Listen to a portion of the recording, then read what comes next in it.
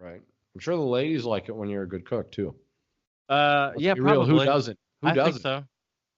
It's definitely. I think it's a good look for me to just be like doing stuff in the kitchen, as weird as that sounds. Right. You wear a Yeah, sexy apron. I should get an apron. Have like That'd be cutouts for my funny. nips or something. There I you go. I made just that seems like a terrible idea too, because I imagine if I was like making some schnitzel and just oil Or some popping up, bacon. Yep. yeah, just on my Yep. nips. Why do your nips taste so greasy? Oh, no reason. Why are No. your nipples so red? Oh man. Oh, that's crazy. We're just That's burning this gold, by the way. right. Right. This podcast gold right here. Did you do anything for Valentine's Day? Bro, for me it was well, hold up. Let me see if I can find it real quick. It should be just oh wait, it's right here, I think. So my I did a lesson at school for Valentine's Day. Should we just save this for the pod? Yeah, Just start sure. recording.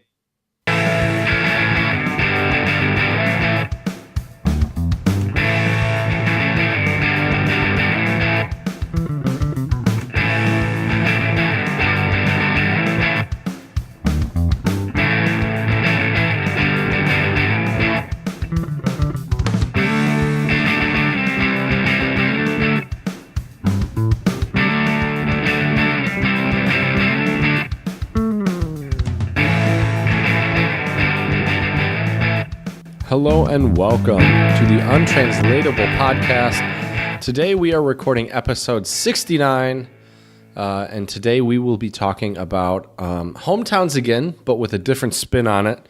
So today we will be talking about kind of what's your ideal hometowns, what do you look for, also kind of in a way, maybe even, trying to find your new hometown, what things do you like? What do you not like? Would you prefer to live in a city, town, maybe even a village out in the country? Who knows?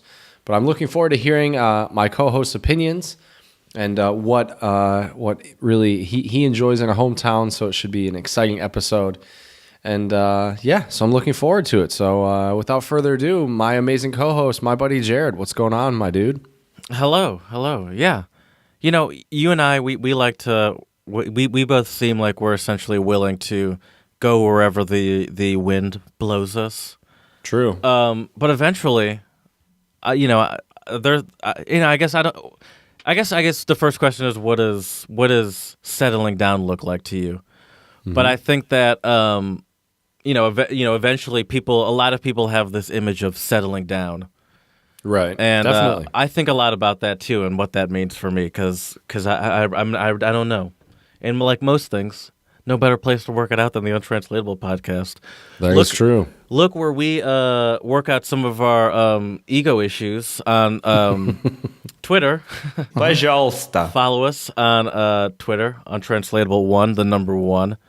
Or you can follow us on Instagram, where we put up pictures of our whereabouts, our travels within our areas. I live in Philadelphia. Chad lives in Chomutov, Czech Republic, and he travels all around the Czech Republic.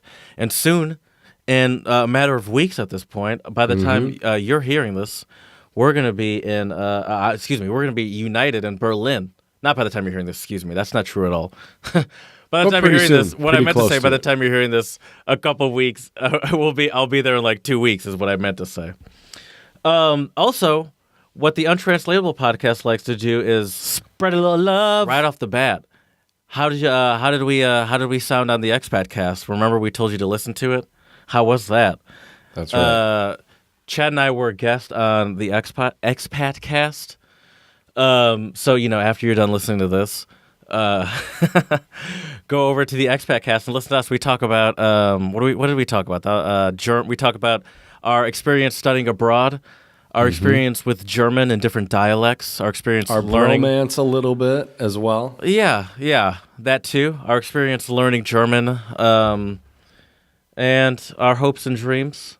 And then I also talked about communism and... no, I'm kidding. That last one's not true. Some Marxist theory for you. Well, I'm glad you asked about my German learning. German was put upon. No.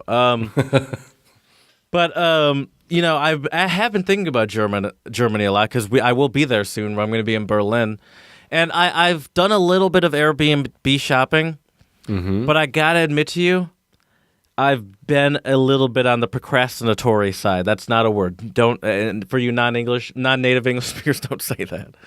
I've been procrastinating a little bit on my preparation for this vacation, and I almost feel like I don't know where to start. Like, I mean, this might not be the place to ask this, but as far as looking for a place to stay in Berlin, what's a sort of price range you'd be okay with? Is this not the place to do this?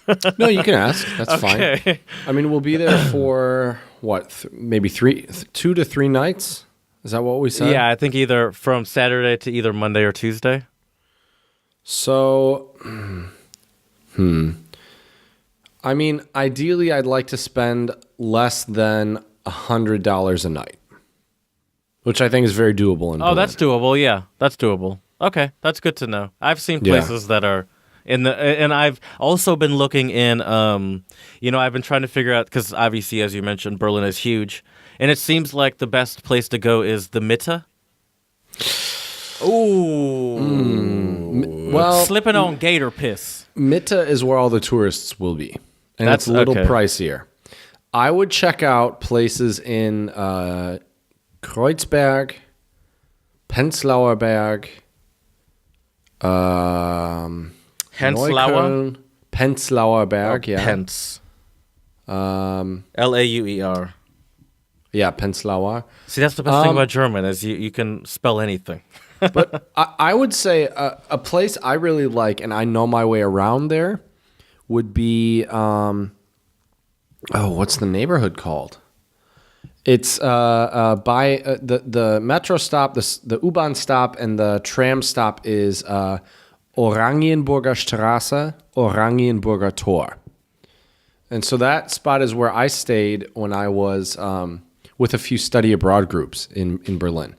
And there's actually a hostel that you could check out, and they might also have like a two bedroom. I would prefer to not stay in a dorm because I don't want our stuff getting stolen. But they have a good location. The other day, by the way. Yeah. And I gave one to my mom too. She was here, and she's like, "Oh, she's like, I should have one of those too." And I was like, "Well, I made 2 copies." There you go. Yeah. Also, I looked inside my mom's phone, but this is a tangent. She has so much, she was like, I was asking her for, if I had a British Airways frequent flyer or American Airlines, because it's the same company now. Right. And I was looking through, my contact of me on her phone, and it's like a full FBI dossier on me. That's she funny. She has, my license number. She has my passport number, when it was issued. She has when my Austrian visa was issued. And my visa number when I was there, I was like, "Damn!" She's not on top of it. She's not gonna let any of this Liam Neeson taking shit happen to me.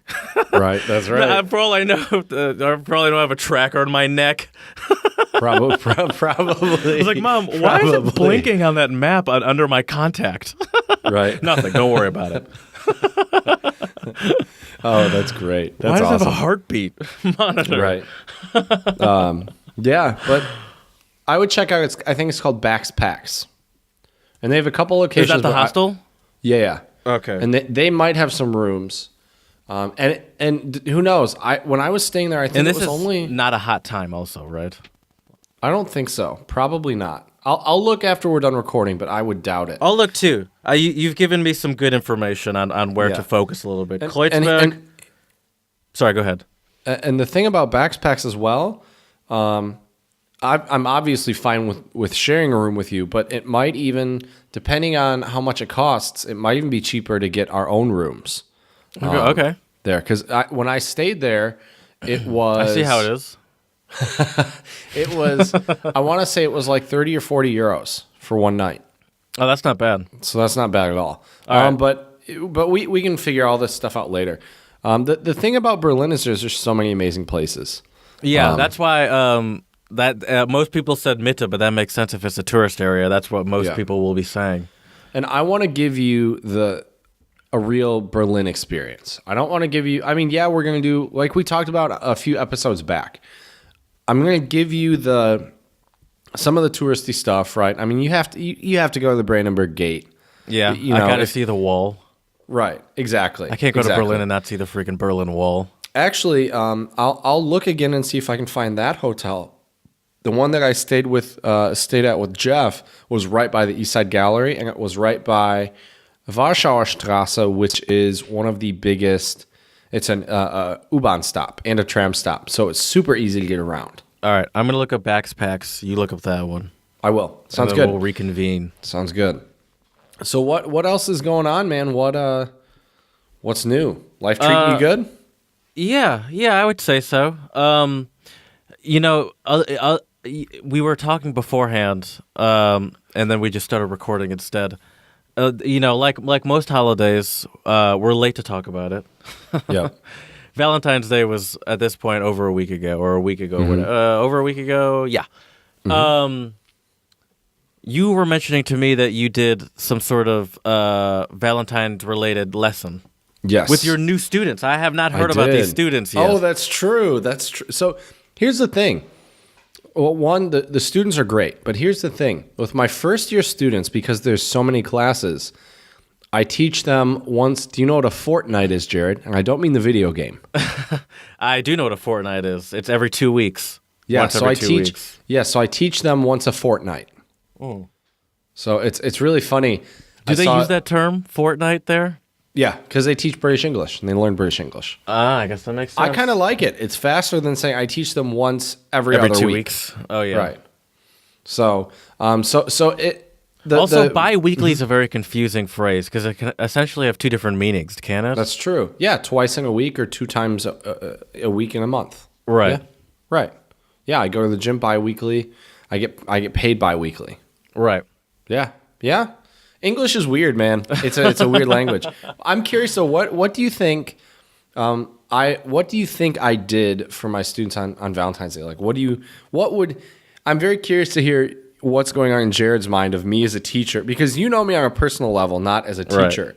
So what do you think I did in class for Valentine's Day? Did I come in with a PowerPoint? Did we play games? Did I write them heartfelt, personalized Valentine's cards? What do you think I did? Well, you definitely did that. I wish I would have, but there's just too many students. I assume that you did some sort of word association thing where you said, what word comes to mind when you think of Valentine's Day? Very good. That was the first activity. So we can check that off the list. Very good. Okay. Parada. So can I think of some words real quick? Sure. Yeah. I mean, love. Of course. Chocolate. Romance. Chocolate. Sure. Romance. Okay. That makes sense. Mm-hmm. Commercialism? I'm just kidding. So I explained to my students what the term Hallmark holiday means. Right. I mean, this is the definition of one. Oh, for sure. Not as bad, though, as Sweetest Day. I think Sweetest Day... Do people actually celebrate that? Some people do. Because that just came out of nowhere. That's like, that started in like the 80s. Right. Yeah. Right. I don't even know when that is, and I refuse to acknowledge it. I don't either. Yeah, me either.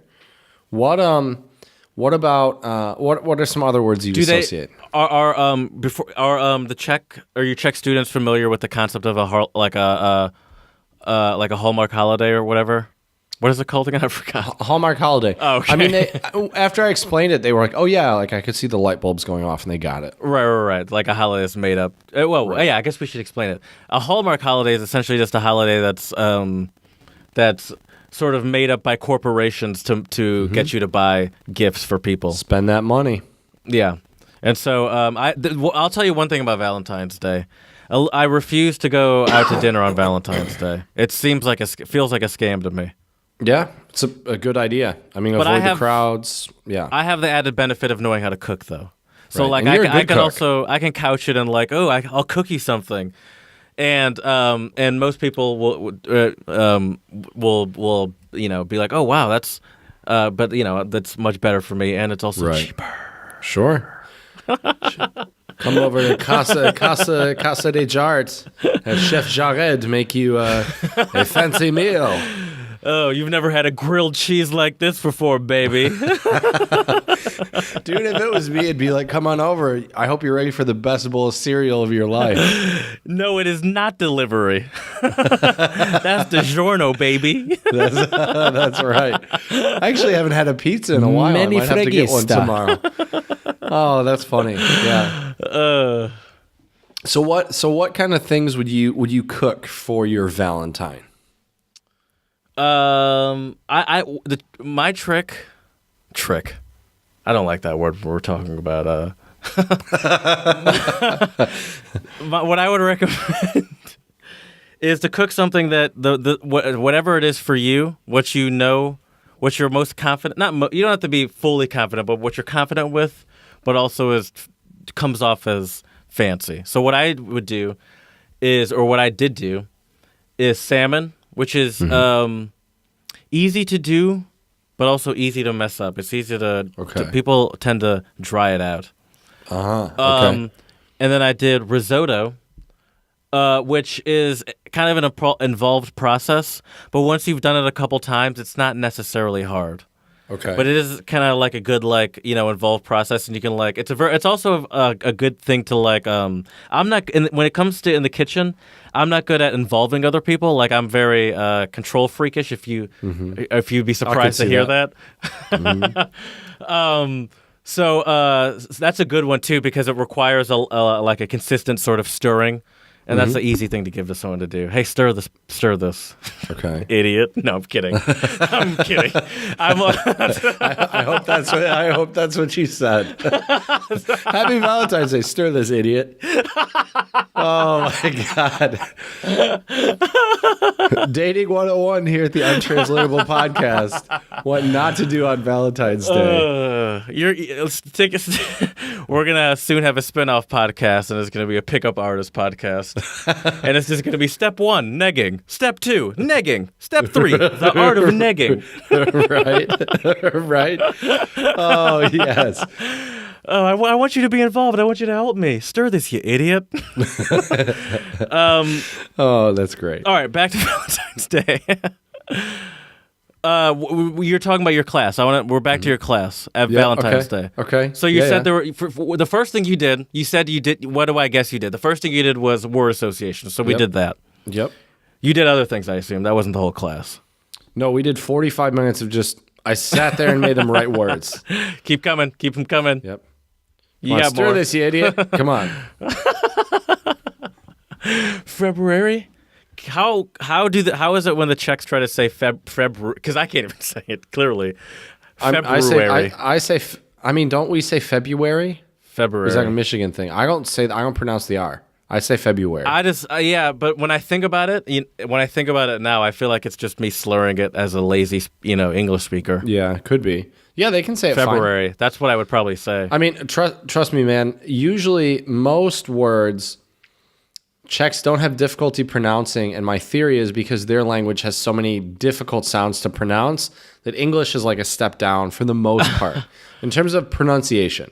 I get where you're coming from, and that might be true, but I also wonder if some of that is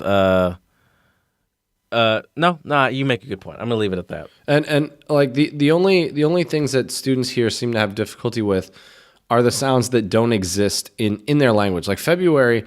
Most of those sounds or similar sounds exist in Czech, right? I think I'm just projecting my lack of ability to say it properly. It could be. Could be. You never know. I'm insecure. They can't say it either. I'm not the only one. Right. So going back to class, we did the word association. What do you think we did next? You didn't do a mock date. Did you? Oh, I should have. Oh, my God. Ooh. Why didn't I think of that? Give them that calf out of that heifer. Give them some scenarios and dude, next year. All right, this is not the last time you'll be teaching English and or German. I mean, this is you want your career to be teaching languages, so you'll have a February where you're teaching again, February where you're teaching again. Regardless of what language it is, you can still use that. Right. Dude, I need to start asking you for teaching ideas. Because when I ask other teachers, they approach it from a teacher standpoint. I think you have a completely different viewpoint. That would have been awesome. I'm a little removed from it. I'm just throwing out random ideas. I wonder though if that would fly. You know what I mean? Like I wonder, maybe this is American. I wouldn't use it with thing. every class. Okay. I would use it with my more talkative classes. And I would make them perform like as a dialogue, write a dialogue about a date. Okay, that would be better. Because I wonder if that would be a problem in America. Like, I can imagine that being a trending story. Like, teacher gets fired for, like, trying to, set kids up on dates in class or whatever, Well, but see, for my school, that wouldn't even work because it's 90% dudes. Right. Hey, it's 2019. No, that's true. That's true. You're right.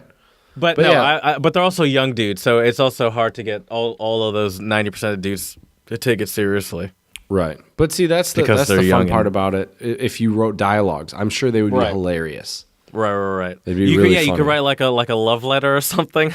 Well, so I did have some of my classes do that because we played a Kahoot. Do you know what Kahoots are?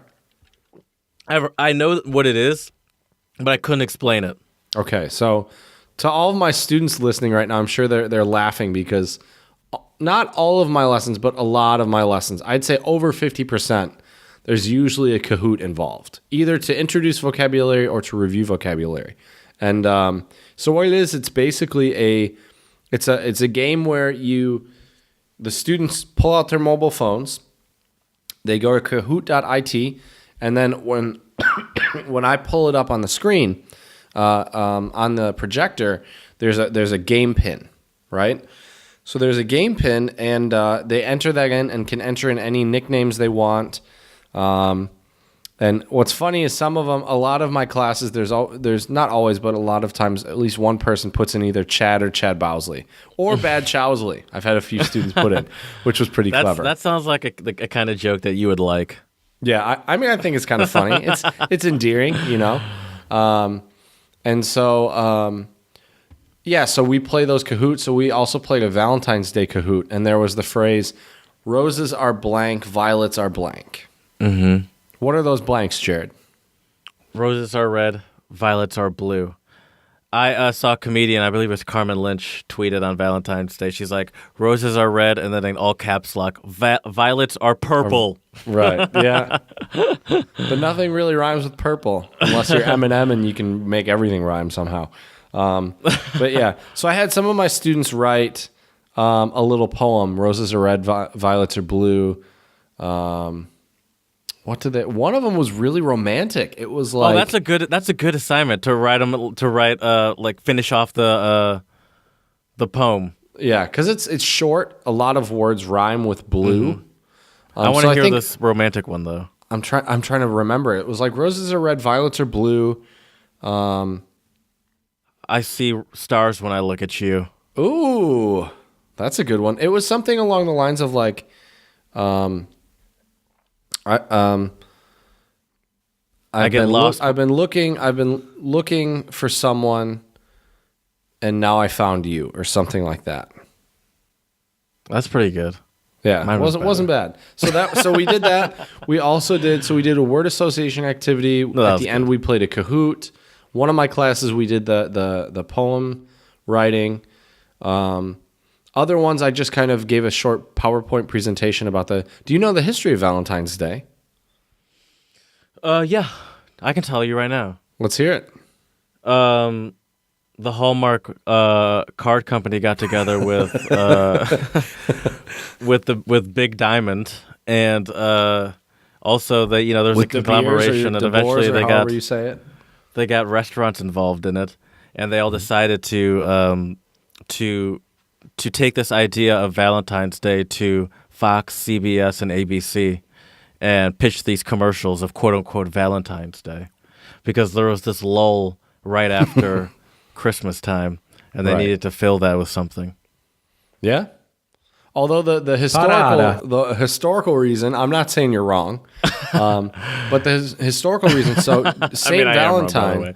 That was 100% made up in my head. I mean, it's made up, but I think there is some truth to the it. concept, in theory, I understand what you're saying, but I just want to make it clear that like none of that as in that was all factual. Right. It's just a story for sure. So the history of it is Saint Valentine was around during Emperor Claudius, I think the second, ancient Roman emperor, and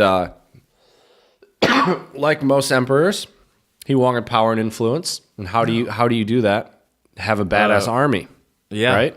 Conquer other lands. Exactly. And so, but if all of your soldiers have beautiful women and a family at home, they're probably not going to want to go fight and die, right? Mm-hmm. So he banned soldiers from getting married. Well, Valentine thought, "Fuck you, dude.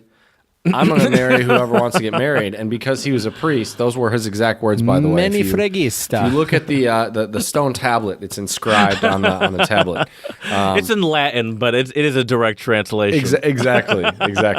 Fucketh youeth. Exactly. And so he was marrying people in secret. And of course, all good things have to come to an end. And the emperor found out, jailed him, and executed him. But before he was executed, the story goes, or the legend goes, he fell in love with the security guard or the jail guard, whatever I don't know what the correct term is. Fell in love with his daughter. His daughter was blind. In the story or the legend, he cures the daughter's eyesight, so she's not blind anymore. And then he wrote her a letter. Just open your eyes. Oh, geez. But yeah, and so he wrote her a letter and signed it "Your Valentine." So that's now why people say "Be my Valentine." Where did he get that word Valentine from? That was his name. Oh, I missed that. That was his name. Yeah, and I he's believe the saint. That's the saint you're talking about. Mm-hmm. Okay. Yeah, and I think I could be wrong, but I think in order to become a saint, you have to perform a miracle, right? And I think that was the miracle. So, curing the blindness. Yep, exactly. But yeah, that seems like it's on shaky ground, at least based off of your story. Right. I've got questions. Right, sure. You usually do, Jared. That's why I like doing this podcast. I'm an analytical man. Exactly. And so we talked about Valentine's Day. It was also interesting to see which of my students had girlfriends and were celebrating Valentine's Day, and some of them had girlfriends and they weren't celebrating Valentine's Day.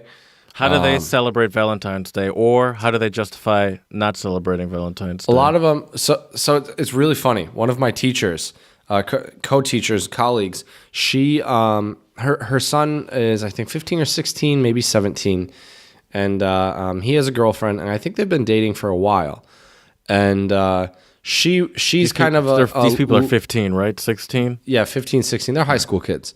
Just when you say a while, this is not 12 years. Right. Maybe a couple of years maximum, probably. Okay, but well, that's I could still be pretty wrong. long. Yeah. And so I think I don't know all the facts here, so I won't talk about it anymore. But basically, his girlfriend really wanted like this romantic Valentine's Day with like nice flowers, dinner, blah blah blah, and her son's like a pretty logical, practical guy, and he's like, so he asked her, he said, "Well, you want all these things," and he's like, "Why do you want it?" And she's like, "Well, it'd be sweet or it's romantic or whatever," and he's like, "Yeah, but it's not a Czech holiday. It's an American holiday." He's like, "Do you celebrate Thanksgiving?" She's like, "No." "Do you celebrate Halloween?" "No." So he's like, so then how about we don't celebrate Valentine's Day since you don't celebrate those other holidays? Which is a good point. I mean, there are like 6,000 valid points to not celebrating Valentine's Day, but it's very hard to figure out the way to, like, especially if someone asks to explain away celebrating it. You know what I mean? Like it's hard to be like, it's just a consumerist holiday anyway. Why does it really matter? We don't celebrate this or this. Right. And the person's like, oh, all right. You're right. Like there's no way to explain that away. I can imagine if someone brings it up and then you explain it away. We're like, yeah, you're right. That's stupid. Just can't imagine that happening. Right. Yeah. Maybe that's my problem. In the States, it's just so popular that I think the other thing is like if you were with somebody, you don't celebrate it, they're going to look around and see everybody else celebrating it, and it's like, well, this sucks. You know, everyone else is celebrating it, I mean, not getting me, a nice but dinner. what I see is suckers. That's true. But yeah, so it was a good lesson, though. It was fun. Got to talk a little bit about consumerism and American culture.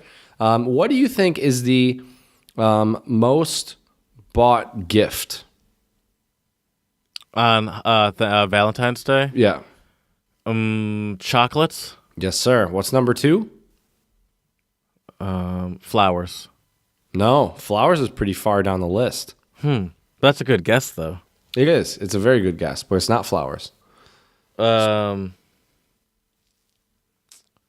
a not Hallmark. jewelry. It's a Hallmark holiday, card. my dude. A card. Right. Cards Yeah, are so the biggest scam. At least you for can eat sure. chocolate or enjoy Right. the smell and look of flowers. I have actually People love cards too. I've bought some cards. I think last year I might have even written a card To who? or like made my own. To a Valentine? Yeah. Oh, that's yeah. You're a like a I'm a sappy guy sometimes. yeah. I mean, it's good for Valentine's Day though. That comes in handy. Right. Yeah, I just think it's better to give them something more personalized, you know? Because I think I remember going in early at work so I could print it off, I think. Oh man. So it was How either long last ago year or was the year this? before. Last year. Oh, in the States. Okay. Yeah. So yeah, but anyways, speaking of Valentine's Day cards though. So I go into my office I thought you got me something.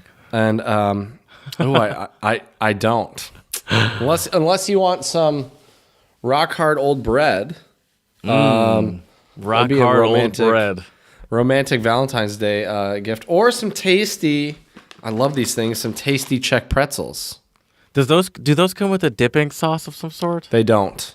Oh, they just don't. the container looks like That's the salt. Yeah, it kind of does look like from it, a certain right? angle. It looks like one of those ones in America that would come with a dipping. But That that would might be be an great. American thing to have the dipping sauce. It's super connected American. To your, yeah. Like the crackers and they're like cheese. It's not even Right. cheese. I don't know what No. it is, but yeah, that dipping Paste. sauce. Right. So I go into my office, and my coworkers in my office ask me, you know, I work with, there's 5 women in my office. 4 of them are English teachers. One of them is the Czech teacher and also does psychology, and she speaks really, really good German. She's actually my Czech teacher. So she's been the one helping me out with Czech since I've been here. You teach her English? Yeah, we do like Okay. a mixed Right. at the same hour. But anyways, so they asked me, do you have this game in America where, like, you know, someone has you find something and you go hotter, colder, right? You know. Mm-hmm. And Yes, so I was we like, do, oh yeah, we do have that. So like, all right, well, we have something for you in the office and you need to find it. Oh my god! So I'm like, Listen here, interesting. Judy. I'm not trying to play these games. Where's the goddamn gift? And so I'm looking around and they're telling me warmer. And then I got this. Can you read it? From a secret admirer for Chad. Oh my god. And so I also had taught this word, secret admirer, to my students because it's a part of Valentine's Day. You know, Have you read it? Of course. I mean, it's open. Are you gonna read it? Are you gonna read it here? I'm not going to show the picture just because I don't know if my colleagues are okay with their faces being on YouTube. Wait, but hold on. All right, go ahead. Go ahead. But this is the funny story though.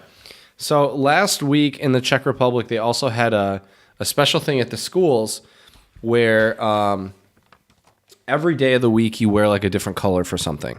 And so the day they took this picture, it was coincidentally the day you were supposed to wear red. Okay. Right? So even I wore a red button down to school. This is already very well coordinated. Yes. These are very, very, very smart women in my office. They're amazing colleagues. I love them to death. This is already They're more great. work than I would do. Right. And so they were wearing red for that day, but it also turned out that was the day they took the picture. So I'm not going to show it just because I don't know how they feel I want to see about- this after though. I'll show it to you. It's a really cute card. But so there's the 5 of them, and I was in the office when I saw them take the picture, And what's funny is I told him, I was like, look, I'll take the picture for you guys. Like, you know, you don't have to, you know, crouch down and try to get all 5 of you in this selfie. And they're like, oh, no, it's okay. Like, we wanted to do this, blah, blah, blah. And at first I'm like, what the fuck? I'm wearing red. Why am I not in this picture?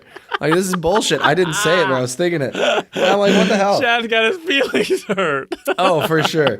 I was really confused. And so listen to this. This is really sweet. Really, really sweet. Roses are red. Violets are blue. We think you're amazing and we all like you. Happy Valentine's Day. And it's signed by my colleagues. Oh my god. So really getting a little emotional just talking about it. But yeah, it was really great. It was I wish the I had thing, a man. non-offensive sound drop. Here's the thing though, man. I have been so lucky that I have such great colleagues. They're thoughtful, they're kind. On my birthday, they surprised me with balloons in the office and had delicious cake. And they've, you know, like we've talked about on the podcast before, finding a core group of people really helps you settle in and feel at home when you're not at home, you know? Yeah. This makes showing up to a job, this makes showing up to any job easier.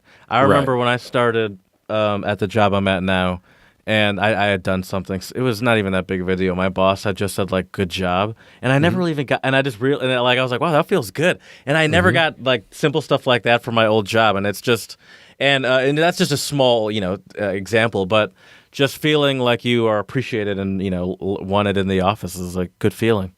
Oh, definitely. Yeah. And a lot of people, I feel like a lot of people don't have that at work. They just kind of show up and you know, bury their head and right. Yeah. Get out of there. I mean, isn't the quote, if you love what you do, you never work a day in your life? Yeah, that is the quote. That's what they say. A little idealistic, but that is the quote. Sure. Mama hoo-hoo. Well, Jared, is it time to spread a little love? I would say it is. It is. I'm going to start. Go for it. And if you notice, I'm wearing my Nike sweater right here. Mm-hmm. Mm-hmm. Representing. Oh, hold on. I want to cover who the representing. Didn't you get that from Brad? I did. Nice. And the reason I'm wearing my Nike hoodie right now is because Colin Kaepernick and Reid signed a settlement with the NFL. So I guess I'll give a rough overview of the whole thing. So Colin Kaepernick and Reid were two of the original people to kneel, to take a knee or kneel during the national anthem. And it was a protest to the police brutality and cops not getting cops getting off for the killing of black people. So he was protesting that and. But what about the flag? And also, he hates the troops. I forgot. It's a good point. I forgot to mention. No. And so after a while, he left the. He was no longer, after a couple years after that happened, maybe a year or two after that happened, he was not signed back to a team, and he and a lot of other people believe that it was due to collusion because the kneeling had spread and it became a national story, and then it led to a lot of people boycotting the NFL because he had shed light on stuff that people were not. It's just a way to show. He's a sports guy. He doesn't need to have political opinions. He's lucky that they let him even play. He's lucky that they pay him millions of dollars. He's so lucky. So anyway, I saw a tweet and it said Colin Kaepernick, the highest paid quarterback in the NFL. Oh, nice. And so I'll explain why that joke is a good one in a second. So he believed that he was being kept out of the league because through collusion with the owners in the NFL, because they were trying to distance themselves from this kneeling thing, and they didn't want him to come back and people and the entire NFL season to be about him and about his kneeling. But by this collusion, all it did was shed light on the fact that they were keeping him out. It kind of backfired on them anyway. And so after he had been out for a couple years, him and Reid one of the people, Colin Kaepernick gets all the light shown on him, but he's not the only one that was doing this. Eric Reid and Colin Kaepernick, they sued the NFL for collusion, and it just came out a couple days ago that they signed an agreement to settle the matter, which in layman's terms, and settle the matter, and essentially, NDA was signed, which is non-disclosure act. So settle it, we pay you money, and you can't talk about anything. And we're not going to go through court or anything. We're just going to, we agree on an amount of money, which essentially means, for the layman terms, they got paid. Is what it means. It means that's essentially what that is saying. Is that they, once again, part of this whole thing is they won't even tell you how much they got paid. But I think it's safe to assume that it's tens of millions plus. It's a chunk of change for sure. Right. It's at least tens of millions. And so it's interesting. I guess it's for them. I guess it's kind of validating, because in a sense it's saying that the NFL is saying we're not going to risk taking this to court, because all it's going to do is make us look bad and expose, because then they're going to have to, they're going to bring up emails, or they're going to bring up, phone records or whatever it is that people do. Most of this information I'm getting from movies I've watched. Right. But so it's to some people I think it's a little bittersweet. But I think it's also, one, it's not bittersweet for the Eric Reid and Colin Kaepernick, I'm sure, because they got paid. But I'm sure it's bittersweet to the people like you and I that want to, the nosy people that want to hear about all the dirt and stuff. But I don't know. I think it's just I don't know. It's validating for me for some reason. Oh, definitely. Because all this other stuff is just almost all this other stuff, would have been just, what's the word, like social media fodder, or just like things to but nothing useful would have actually come from that information. Right. Really. It's like, it's not about us. And I mean, it's about us, but that specifically is not about us. Oh, definitely. Obviously, the bigger picture is because he did this for, to protest something. But that lawsuit is like, yeah, I mean, there's no obligation to expose everything. If they're happy, they're probably getting paid. So nice. Shout out to the big ballers. That's right. Well, my first shout out goes out to the Reddit Roast Me community. So Excuse me? Jared, that's right. 1 second, let me get a sip of water. You heard me right though, Jared. The Reddit roasted community. Well, you're not involved in this, are you? No. Okay. You know me. I would probably not be good at roasting people. I thought you would negative. say getting roasted. I could just imagine you getting very offended by roast jokes. Maybe, but I don't think so, dude. I mean, my name alone. I can take a joke. I mean, my name alone, dude, if you go on Urban Dictionary, it's all bad. It's all really bad. I did say a pretty god-awful Chad joke a couple episodes ago. That is true. That is true. Anyways, so this guy, there was a 17-year-old Russian guy who apparently he posted to roast me, and he said, 17-year-old Russian with crippling depression, give me a reason to end it all. And surprisingly... That's hilarious. But here's the thing, though, dude. This segment is to spread some love, right? And so here's the thing. The users of this subreddit community didn't roast him. That's kind of a bummer, because I feel like the roasting would make him feel better. I thought that's where it was going to go. But here's the thing. They sent him good messages. That's nice, too. And Spread a little love. I want to...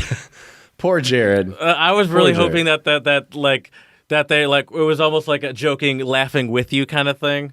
Well, but and then they just roasted the fuck out of him. Here's the thing, though, man. Here's the thing.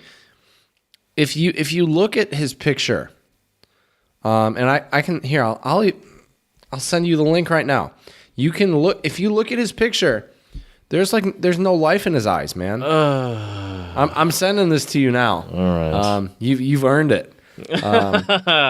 So you can like, you know how some people say depression has no face? Have you heard that phrase before?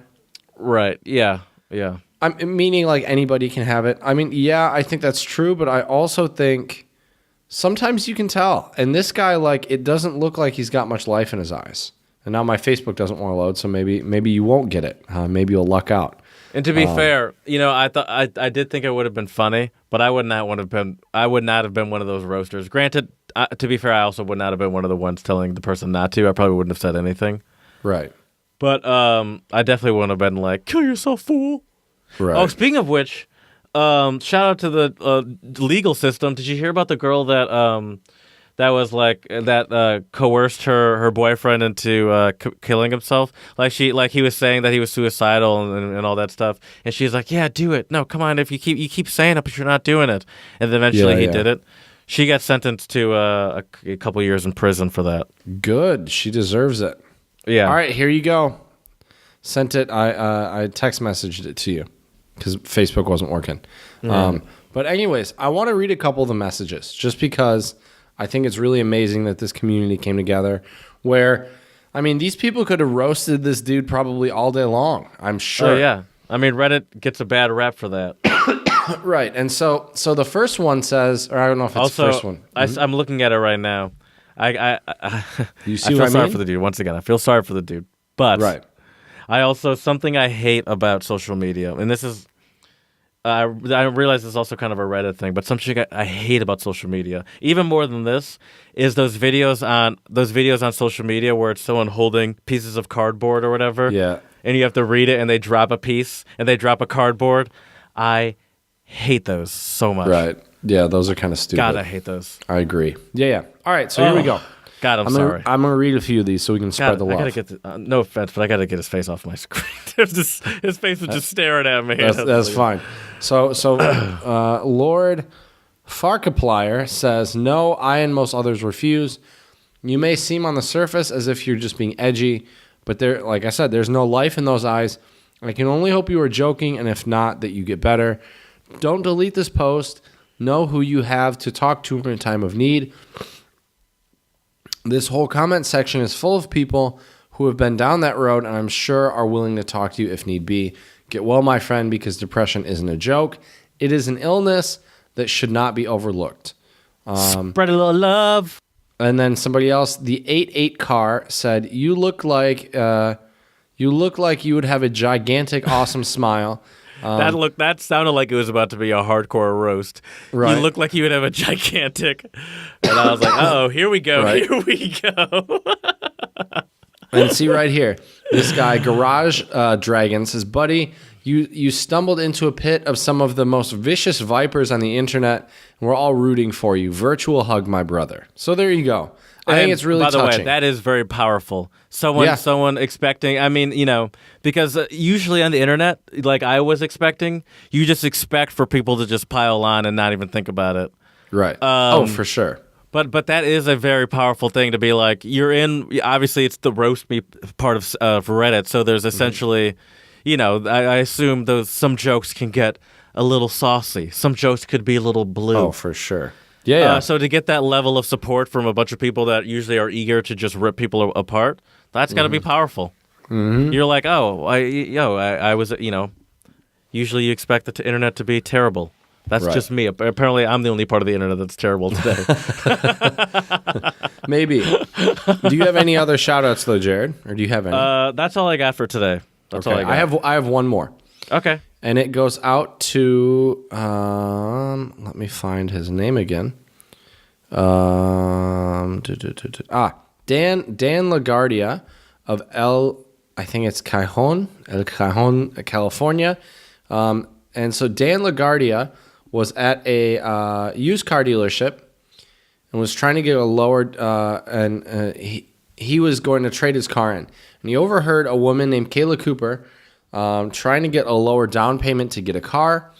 Dan was within earshot and realized that it wasn't going well, right? And so apparently the poor woman left the dealership crying because she couldn't get the down payment lowered to what she could afford. And to give you a little context, Kayla Cooper is a nursing student, and she was borrowing cars from family and friends to get to work, and she was in danger of being fired if she couldn't get a car of her own by the end of the month. And so what Dan did next, which is really touching, he gave her the car for free. Jeez. Because he said, this car is worth in value much more to her than I will get back on a trade-in. Wow. I mean, I get that, though.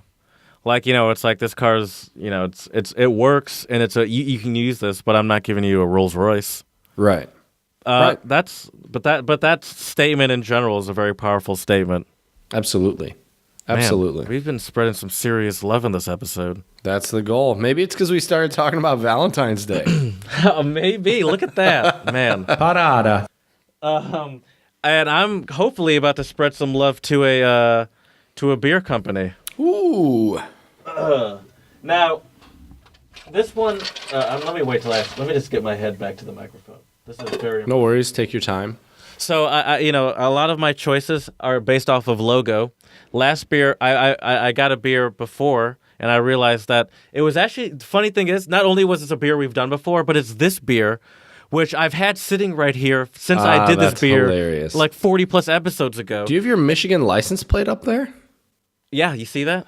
Yeah, it used to be, nice. It's been over there for the longest time, but I thought I'd put it there so it could be seen. Does it say Pure Michigan on it? It actually says Spectacular Peninsula. Ah, there you go. Interesting. Okay. Yeah. Nice. I used to have it up on my wall in my old apartment. What was I saying? Oh, the beer, yeah. The logo. So most of my choice is based off of labels these days. And so that beer, The Shape of Hops to Come, I thought the name sounded familiar, but the logo looks so far different than what this logo is. And I sent you a picture of it when I and am I wrong? Is that not completely different? Oh, it was completely different. 100%. And so I got back and I was like, wait a second, I knew this sounded familiar. And not only was it one I've done, but it's the one that stares at me every episode. That's hilarious. However, I corrected my wrong, and here I am with a beer we haven't done before. And this one is also chosen because I like the logo. And this is a simple logo design. And this one's a little different, actually, in the reason why I like it. Can you read that? Evil Twin Brewing, learn what is to be taken seriously and laugh at the rest. Hell yeah. That's the name of the beer. It's a long name. I find that hilarious. And it's just a simple... So it's one of those craft brew style cans where the label is a sticker on, not like a Budweiser or something where it's laser etched in there. And so it's just a simple blue can with with what Chad said on it, and right above it is Evil Twin Brewing, and then right below that is, what is that, like an arrow, isn't it? Or is that like a rewind button on like a VCR or something? It is. Yeah. That's definitely a rewind button. And so this is a double dry hopped Indian IPA, and it's a pint, and it's 7% alcohol by volume, and it's this company, Evil Twin Brewing, has an interesting history to it. Oh, really? So while I'm popping this open and pouring it, I think I can multitask. Let's see.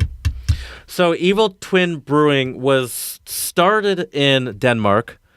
I don't have the guy's name. I could have saved it, but I didn't. But it doesn't really matter. It was started in Denmark, and this brewery has a lot of different styles. Like if you go to their website, you'd be shocked at how many brews they have. And early on, early on in their founding, they already had like 20+ brews. I'm looking it up right now. I'm curious. And so it was started by a Danish guy. And he has distribution and factories all over the country, or excuse me, all over the world, not just the country. And so it's not just, so I think you can get this in a lot of places, but it's not going to be brewed in the same place.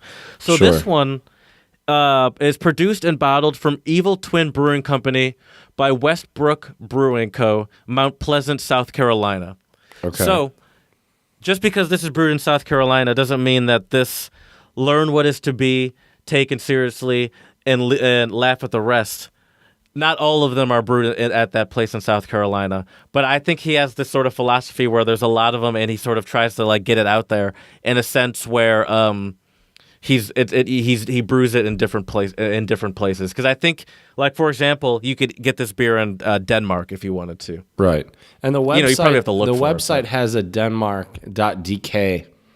I was wondering. I never put that together. I noticed that. I knew it's from Denmark, obviously, and I never put that together. So I'm about to pour it for. If you want to see me pour this beer, follow. You can watch us on YouTube, Untranslatable Podcast. We post all the podcasts there in video form, and I'm pouring it. Yeah, there are a ton of beers here. Yeah, and this one that I have is not even on that list, by the way. I'm glad you say that. I was trying to find it. Okay. I was looking for it too, and I couldn't find it. And I'm not sure why, but it's not on that list. And maybe it's because they cycle through a lot or something. Could be. Definitely could be. But I mean, that just highlights how many beers they have. Is that I mean, it's definitely Evil Twin Brewing. It says it right there. I'm not crazy. Nope. Well, you are, but it's on there. But I can read. Right. Exactly. Ooh, wow! It's very fruity. It's got a very it has a good color to it. Yes. It almost looks a little cloudy. Ooh. Or is that the camera? It looks to me you're looks right. a little You're cloudy. You're right. It's got trüb, as our Germans would say. It's almost got like tropical smells to it. Like I'm not good with tropical fruits, but maybe a hint of pineapple. Mm-hmm. And maybe like a hint of mango or something like that. But definitely pineapple I'm smelling. That's what it is. Nice. Okay. And some orange as well, and some citrusy as well. But that's kind of common of IPAs, the citrus. Right. Ooh. Good? It's unique. It takes a minute. This is interesting. What's interesting about it? It almost hits it. Hold on. One more. May I? Absolutely. Take as many sips as you need, man. It'll give us a better review. That's for sure. Maybe I've just never experienced it's like that tropical fruit is very pungent. Okay. And not that it doesn't have a beer taste, but the fruit taste is stronger than the beer taste almost. And what about that fruit 7%? Taste is very strong, and it's not sweet or anything. Excuse me. What about the 7%? 7%. Can you feel? Right, I see what you're saying. Yeah, you can taste it. So would this be? It kind of has a bite to it, a bite that you can kind of feel that there's some alcohol in there. It's not aggressive or anything. But there's definitely a bite to it of a kind of a stronger alcohol beer. You'd be able to tell if you knew anything that there was some alcohol in there. Okay, and is this one of those beers where you could drink quite a few of them? You could only have one or two of them. I think because it's 7%, it's hard to say that once you get past at least for me personally, once I'm getting past say 6%. And that's kind of even on the higher end. It's hard for me to see it as a multiple beers kind of drink. Okay. Because it just seems like it just hits like they sit on you heavy. Even though when you drink them, they might feel light in the moment. They do kind of sit on you heavier after the fact. And sure, definitely. So I would struggle to say maybe. This is the best I'll give you because I'm not good at setting a scene like you are for these. But what I'd say is I wouldn't say it's good for if you were in Michigan and you were in Traverse City in July or August. It's 85 degrees outside. You're on the boat. You're drinking some light beers or whatever, and you get back. You finish eating dinner. It's about 8 o'clock, and because it's Michigan. And you're in Traverse City, so you're on the west side. It's still kind of sunny outside. That's kind of a weird thing about Michigan. In the summer, it could be 9 o'clock, and the sun's just getting ready to go down. And you're sitting on a porch, and you're having a beer or two, chatting with your friends, and you drink a learn what is to be taken seriously and laugh at the rest. It's about 65 degrees outside, 70 Okay. degrees outside. You got your Nike Michigan sweater on, or excuse me, Whoa there. you've Watch got your out. Nike Michigan State sweater on, and so I would have a problem. Not a problem. I mean, I would probably do it if someone offered them to me. But like, if I were like, you know how in Michigan, for example, you spend all day in a summer like that on a boat. This might be a little too heavy for that. Okay. All right. But that's not taking away from the beer because I think this has a very unique taste to it, and I like with, it. With It's not that unique overpowering or anything. taste, do you think it would go well with food? Nah. I think it would go well with. This is going to sound ridiculous, but I eat a lot of like goat cheese and saltine crackers, and sometimes what I'll do is I'll get prosciutto and put a little bit of that on top of there. And Sounds good. And I think it would go well with that. Okay. And maybe if I used a better cracker than a saltine, you could sauce that up and make it a appetizer. If you were entertaining. It's funny that I know these things and I never entertain. My mom, Right. when she was here the other day, she was talking about about like, oh, and this is great for if you entertain, or this is blah blah blah for when you have guests over. And I just, whenever she would say that, I would laugh, and I'd be like, have you ever met me? Like, Right. What do I seem like the entertaining type? Right. That's funny. Now you know next time Brad comes to visit. Or Yeah, eventually for when sure. I get my way over to Philly. This will be another beer that'll load up in the old hatchback. There we go. To weigh it down. We need And to we'll make have that it on list. We'll have it on your back porch. Ooh, that sounds pretty good. Yeah. Sounds pretty I'm good. probably not Nice. going to bring it, to be honest with you. There's so many things that I've committed to. Right. You need to rent like a van or something to bring all these beers. Yeah, That's you for all sure. Right. There you go. There you go. Perfect. box truck. Oh man, that'd be great. Or just get a trailer. Just buy a little trailer for your that's true. VW. There you go. That's true that they do it in Europe. People Then you would can hook bring up like you can bring your key. Well, actually, I have a keyboard at my parents', Okay, good to know. so we can jam. We'll have Oh, to I move could have. it. Yeah. If we were like in Britain or something, people would use like my size, Golf to like tow a little camper Oh, for and go sure. on holiday. Exactly. So that's the beer of the pot, everyone. I was like, I just froze for a second, and I was like, I think I'm done. So I think we can go on to the namesake of this here podcast. Good And idea. the namesake of this here sound clip.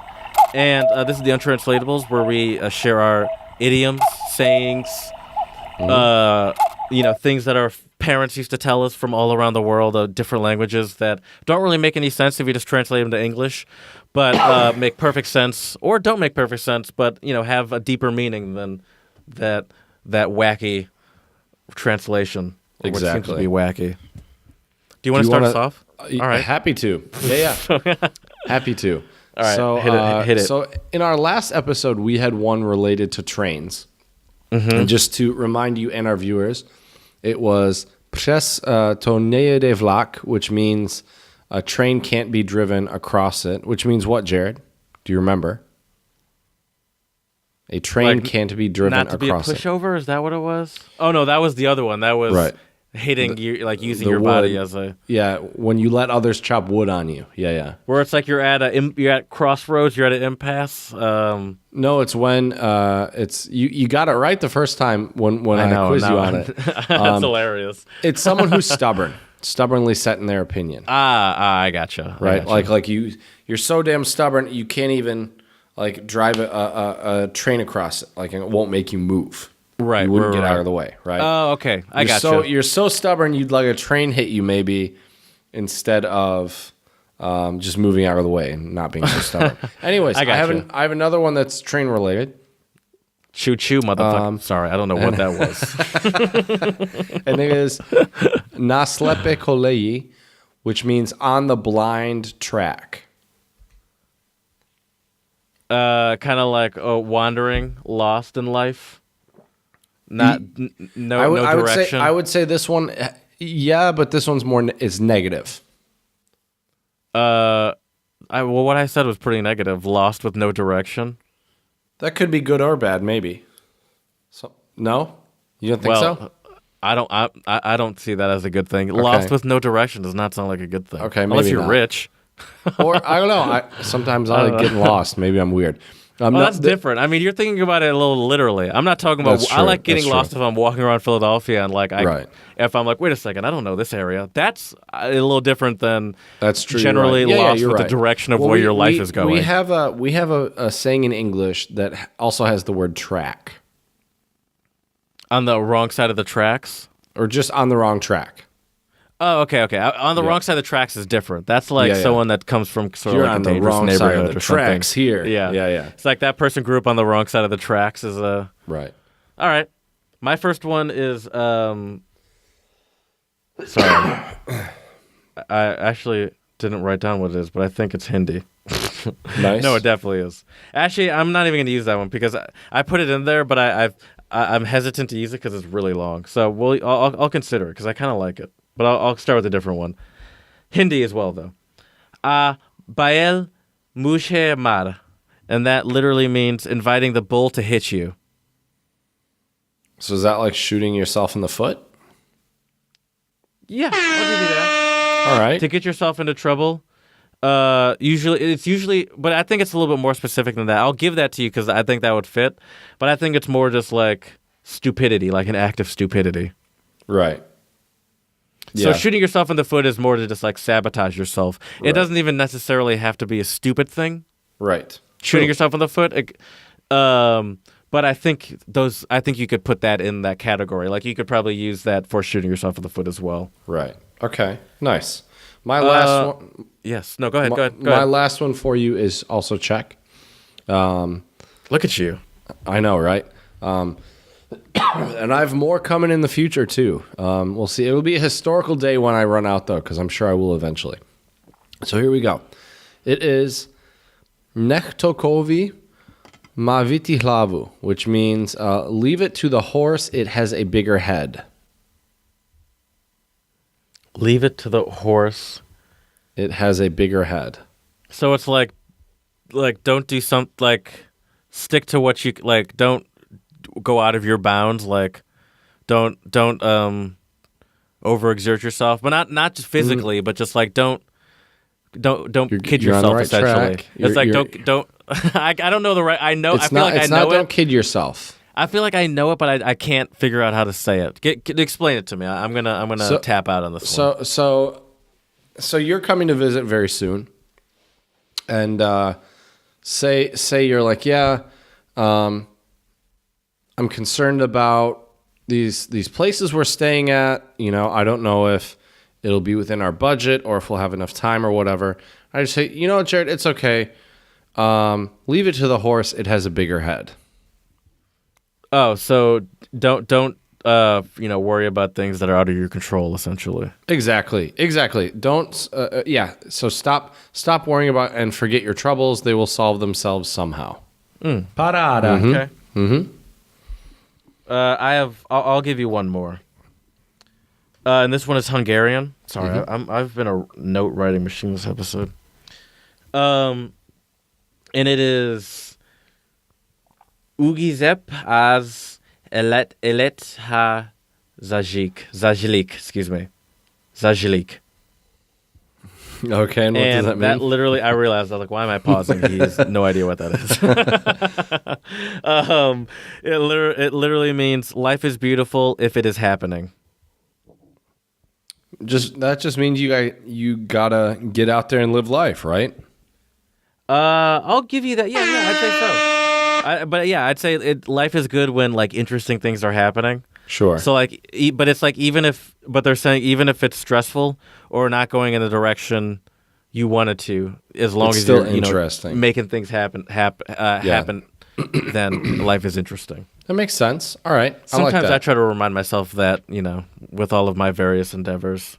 Of course. Where it's like the fact that like I should just be proud of myself that the fact that I'm doing it consistently, whatever it is. Mm-hmm. Mm-hmm. For sure.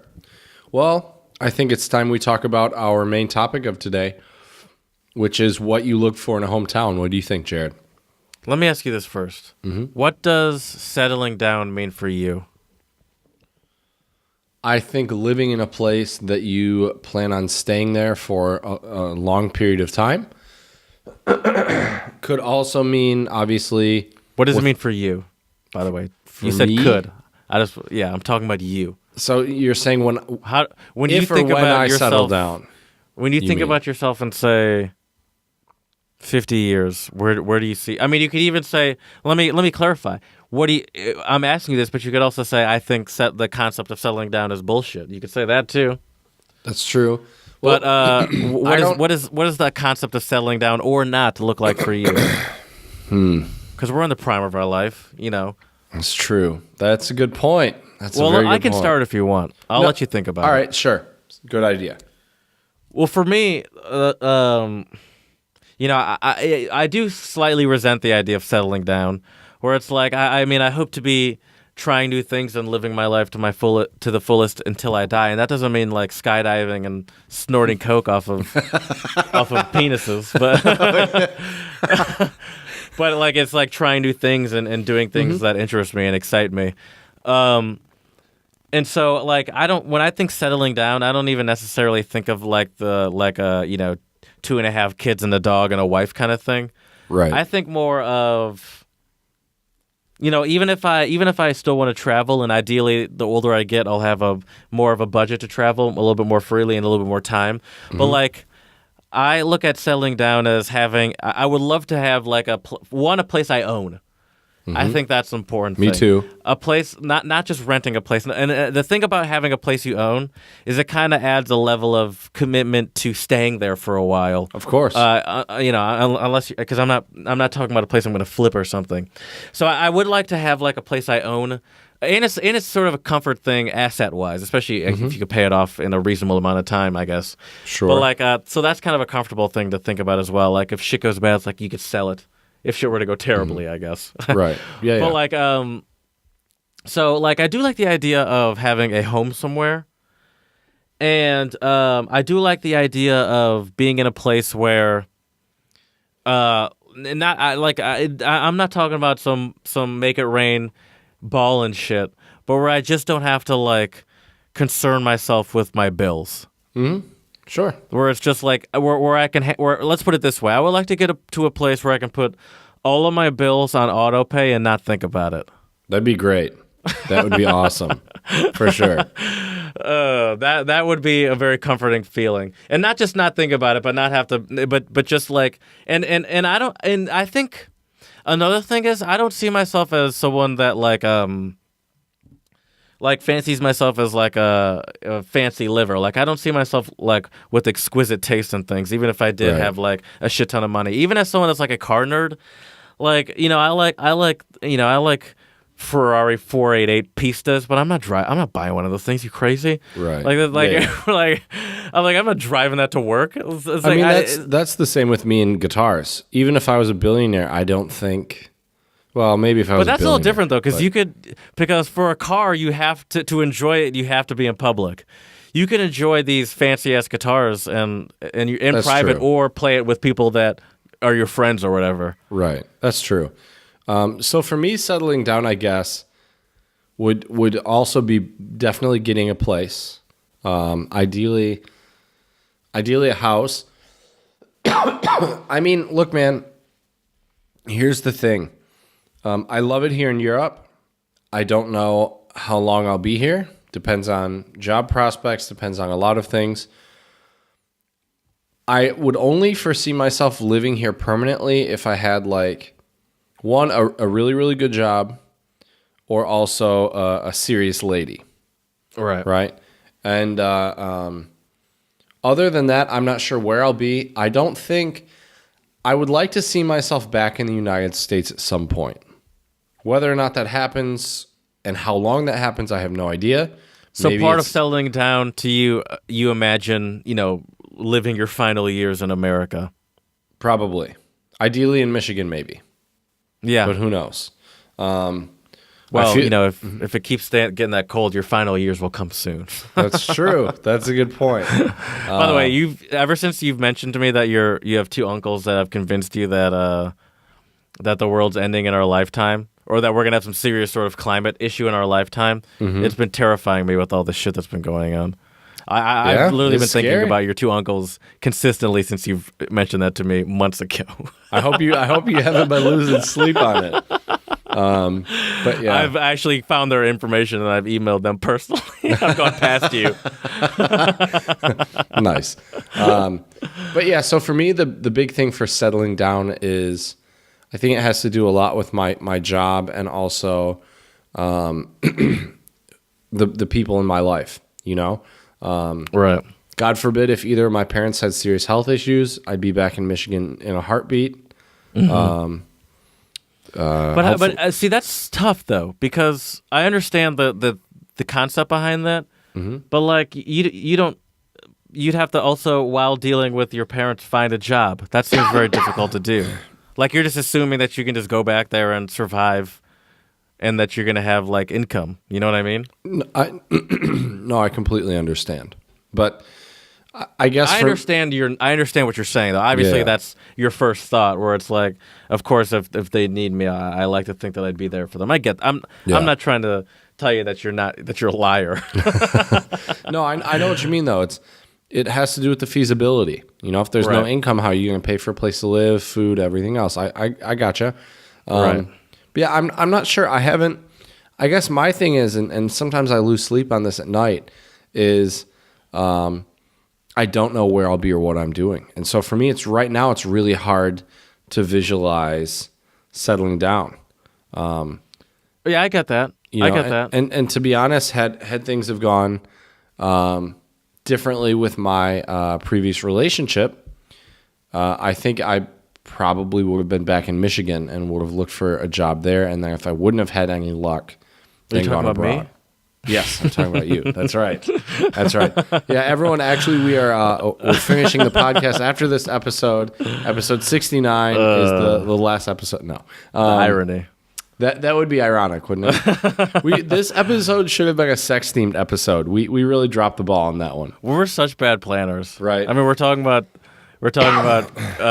Valentine's Day like a week after. So hey, time is a man-made concept, you know? Right. And that's the thing. Ideally, you know, that's also the thing about podcasts. What I love about the concept of having the podcast up there, it's like, I hope people listen to this years later on a random Tuesday in July. Right. Like that's how podcasts are going to be like that's how these things are listened to more than like, obviously it matters who's listening right when you put them up.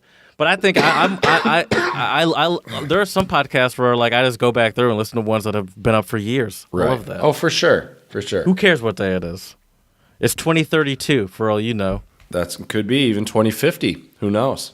Even 2100. There, I said it. I beat you. There we go. We keep going. It could be infinity right now. That's true. Yeah. So something I do think about is my parents, who both have said to me that they miss Michigan. They're not from Michigan. They spent a lot of their life there because of work, and that's where I grew up. They're Spartans, aren't they? Grad school. Hey, it counts. I guess that's you too. Yeah, they both got their MBA from Michigan State. They went to undergrad in Louisiana, various schools in Louisiana. But they're from Louisiana, and they have since moved back to Louisiana. And it seems like a little bit of an obligation, you know, because obviously their parents are older, and you know, a little bit's taking care of their parents and stuff like that. So a little bit of an obligation, but they own a house there that I assume, you know, they plan to keep forever. So, but my dad does say to me that he misses Michigan, which it kind of surprises me. But I think maybe. Why does it surprise you? One, because of weather.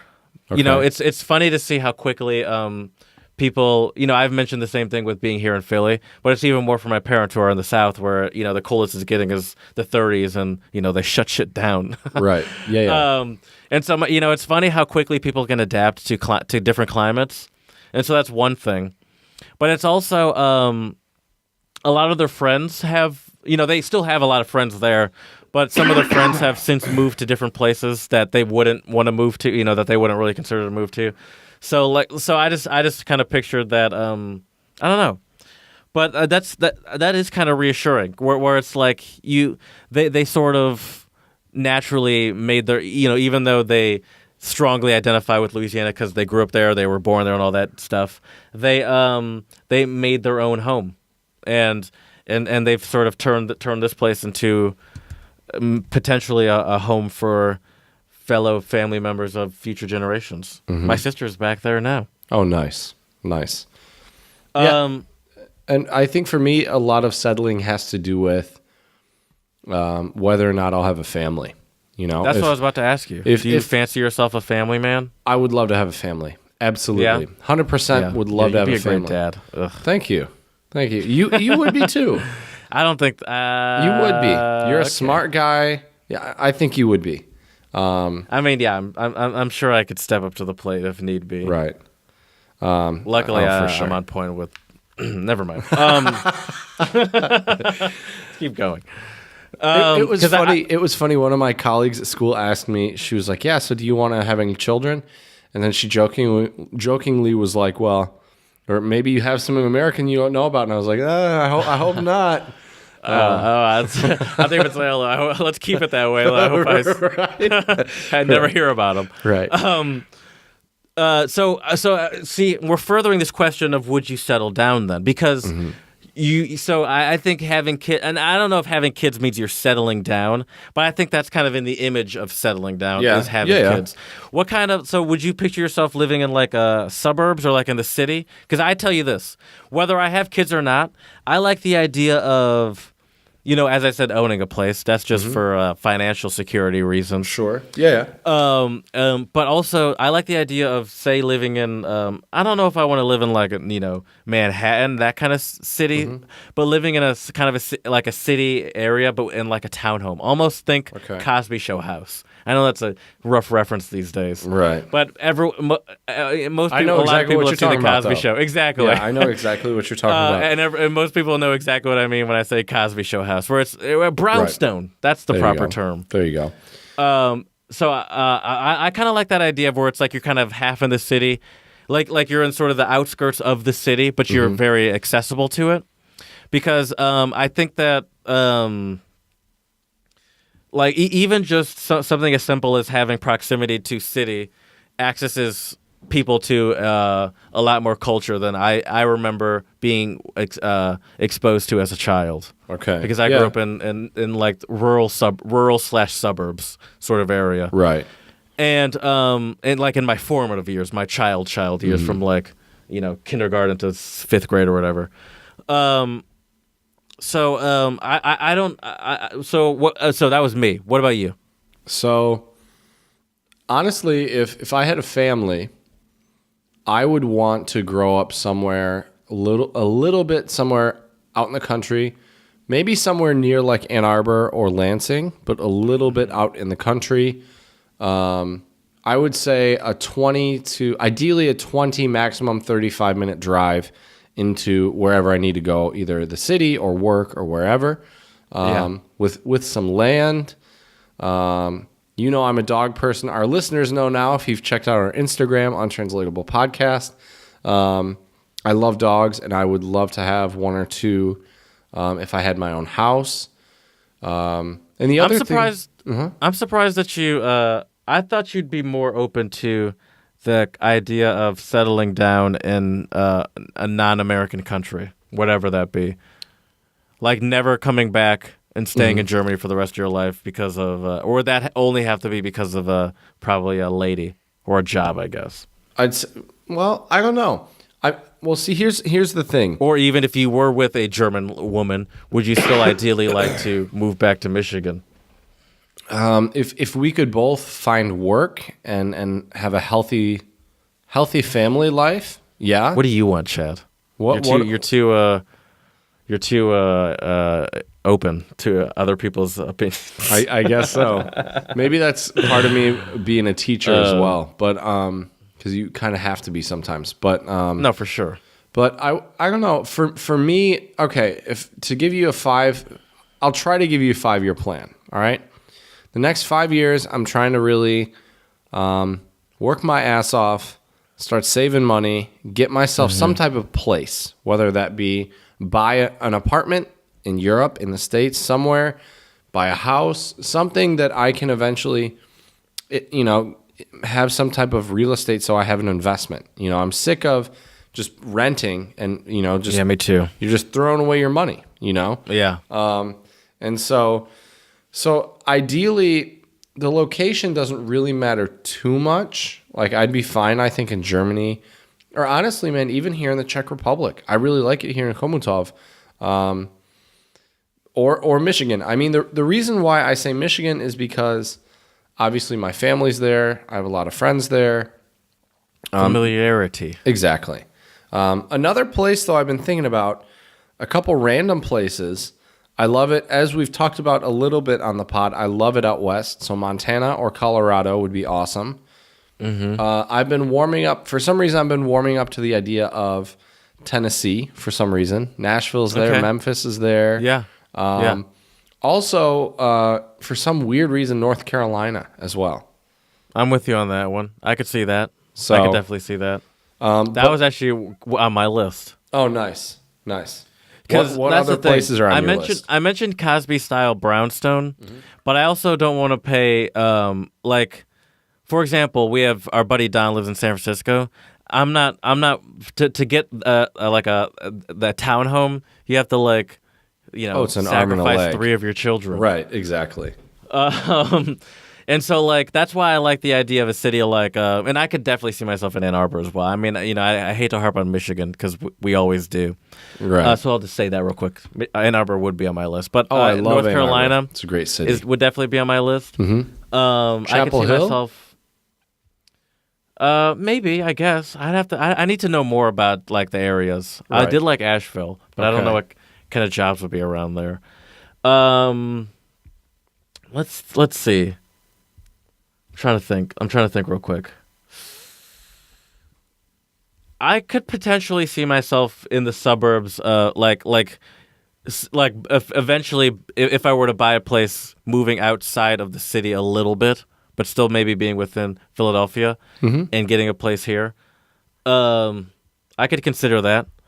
I would not want to long term. I love Philadelphia. Well, that's not true. I like Philadelphia. It's a great place. Well, that's not. No, I'm kidding. It's a great place. But the thing is, so far I'm not in a place where I could see myself like staying here. Okay. Where it's I don't have a problem being here. It's not. But for example, the streets are terrible, dude. It is. This terrible, and not only is it terrible in quality, but it's also. I'm not just talking about driving, but I'm talking about the level of litter on the streets is ridiculous. Uh-huh. And so I like the idea of outside of DC, but that's kind of expensive too. Right. See, I was thinking about Cali because I met a professor and she was telling me that at community colleges in California, you can get paid really well, have good benefits. Do professors from 4-year colleges make fun of you guys? Probably, but I don't give a shit, dude. If you're making That's good true. money and have good benefits. That's true. Who But cares? I don't know if I could live in Cali. I like what the part of Four California? Seasons. What a cliche. Yeah, it's true, Chad though. Cliche. It's true. That'll be your podcast nickname. There we go. I have a question for you, though, buddy. And I've wondered this ever since you moved to Philly, and I've never asked it to you before. Oh, God. Did you move there because of Philly, or did you move there because of work? What brought you to Philly? It was 100% because of work. Okay. So, the job I had before, I was not a fan of at all. It was not my thing, and so I was just, I didn't really know what I wanted to do. So I was just kind of typing in random keywords that would relate to stuff I like, and I stumbled upon it. I remember, I had an interview here. Obviously before I had the job, I had an interview here at the company. And they got me a flight and I got a rental car, which is funny because my company's in a place where they would not do that at all for especially someone in my position now. But they did it then, and they got me a rental car, and I remember driving from the airport to the office, and just being like, "What am I doing right now?"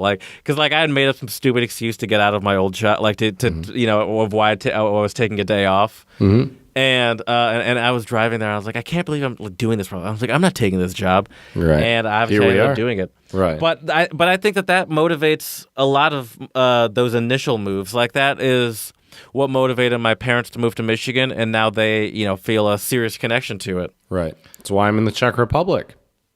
Yeah, but you don't feel a serious connection to it yet, do you? Of course I do. I love it. But here. not the sort of connection where it's like not the when I by serious connection I mean like Michigan connection. Like you don't speak of Czech Republic like that much that's time what I mean there. by serious connection. Yeah, I gotcha. Yeah, and not to downplay your how you feel about the Czech Republic, but I think there is a difference of what I was trying to get at. Yeah, sure. All right, so yeah, I'm not paying San Francisco prices. I was gonna ask weather. You said you like Four Seasons. Yep. I don't know if I'm married to the Four Seasons. Okay. I like the concept of it, but I only like the concept. I don't like the concept of it for winter. Sure. I like the concept of it for spring and fall, and spring and fall is getting shorter and shorter these days. Right. So, True. it's just turning into extreme hot and extreme cold these days. Do you care about sports teams? Do you want to live in a place that has some sort of professional team? Not really. I mean, Many with the internet, you can watch whatever you want whenever you want. So yeah, I Exactly. really don't care. Most of my sports watching, I'm not a fan of anything. Most of my sports watching is more of a background activity sort of thing. Okay. Like I enjoy Sure. having it on in the background, and maybe sometimes I'll find myself, and whether usually it's either going to be football or I rarely watch football anymore. I really watch football. You have to be on YouTube to get that, listeners. I really watch football anymore, but I do watch football, and even then, a lot of that is background watching. Sometimes I'll find myself staring at it for longer, extensive periods of time than not, but it's still sort of a background watching thing. Like I still Right. have something else going on. Mm-hmm. Sure. Okay.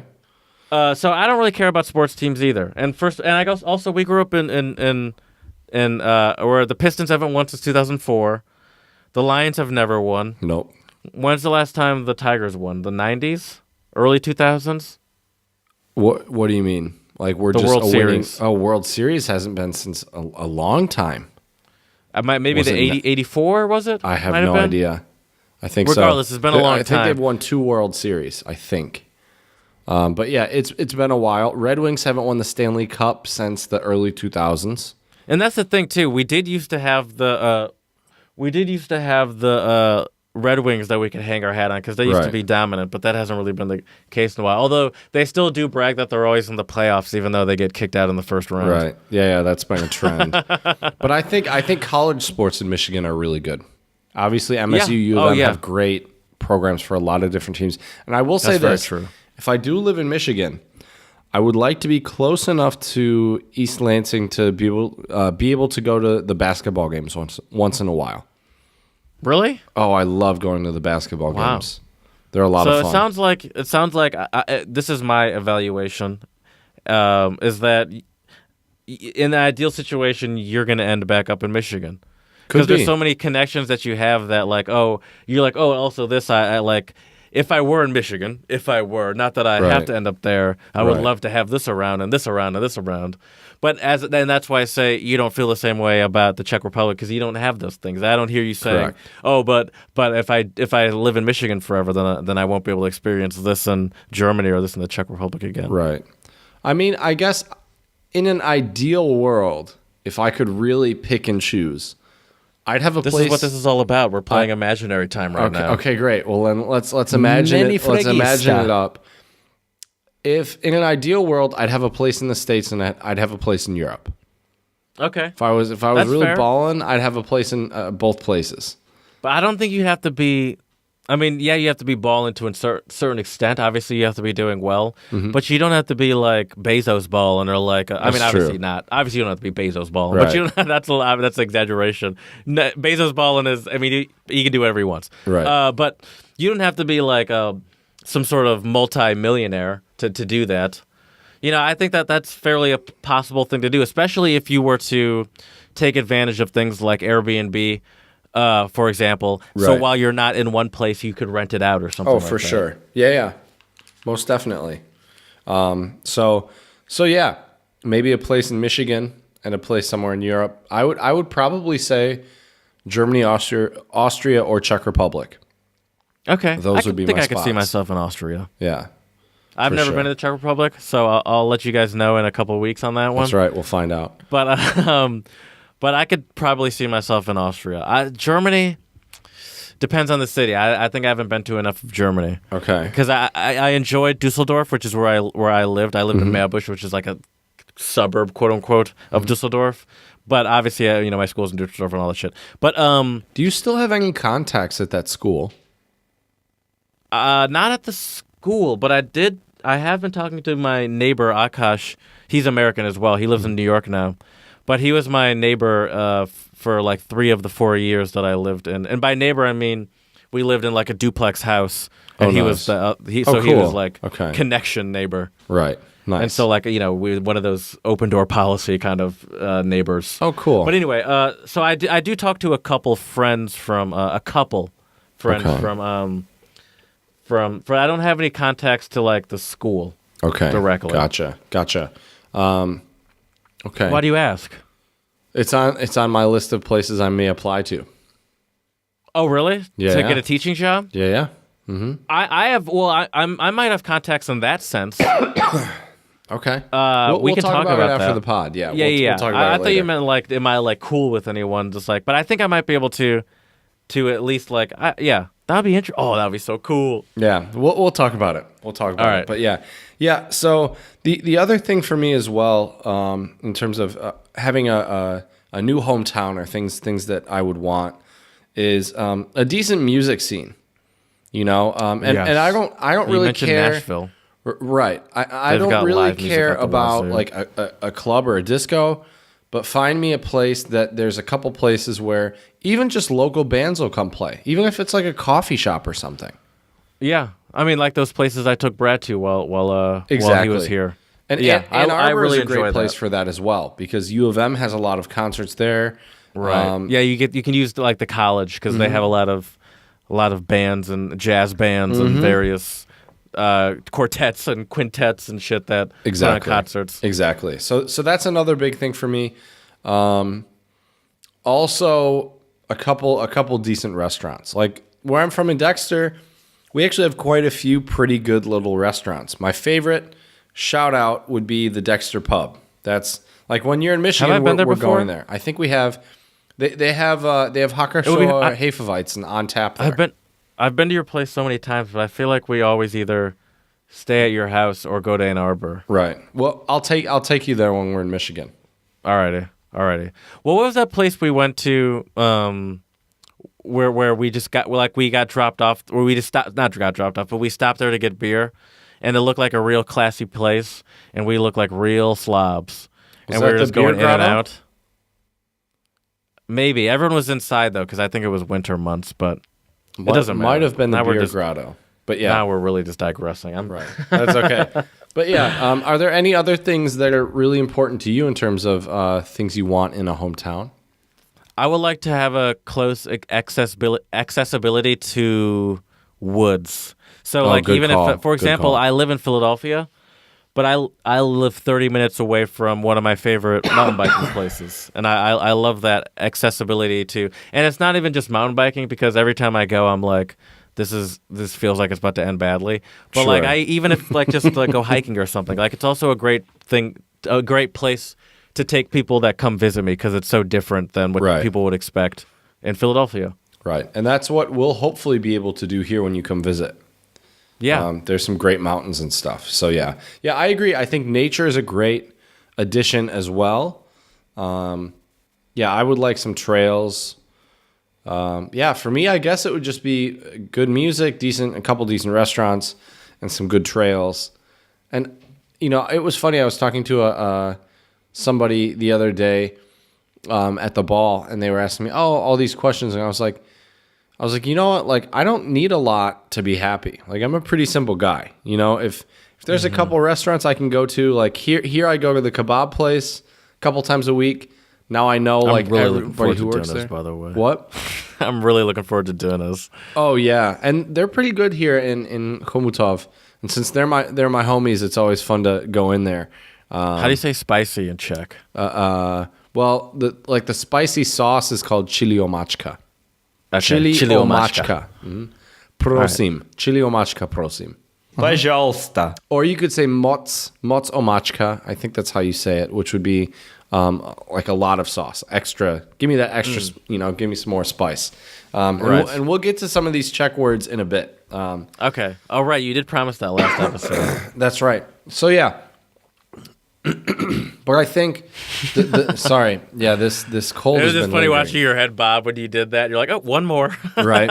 Still doing this, huh? Exactly.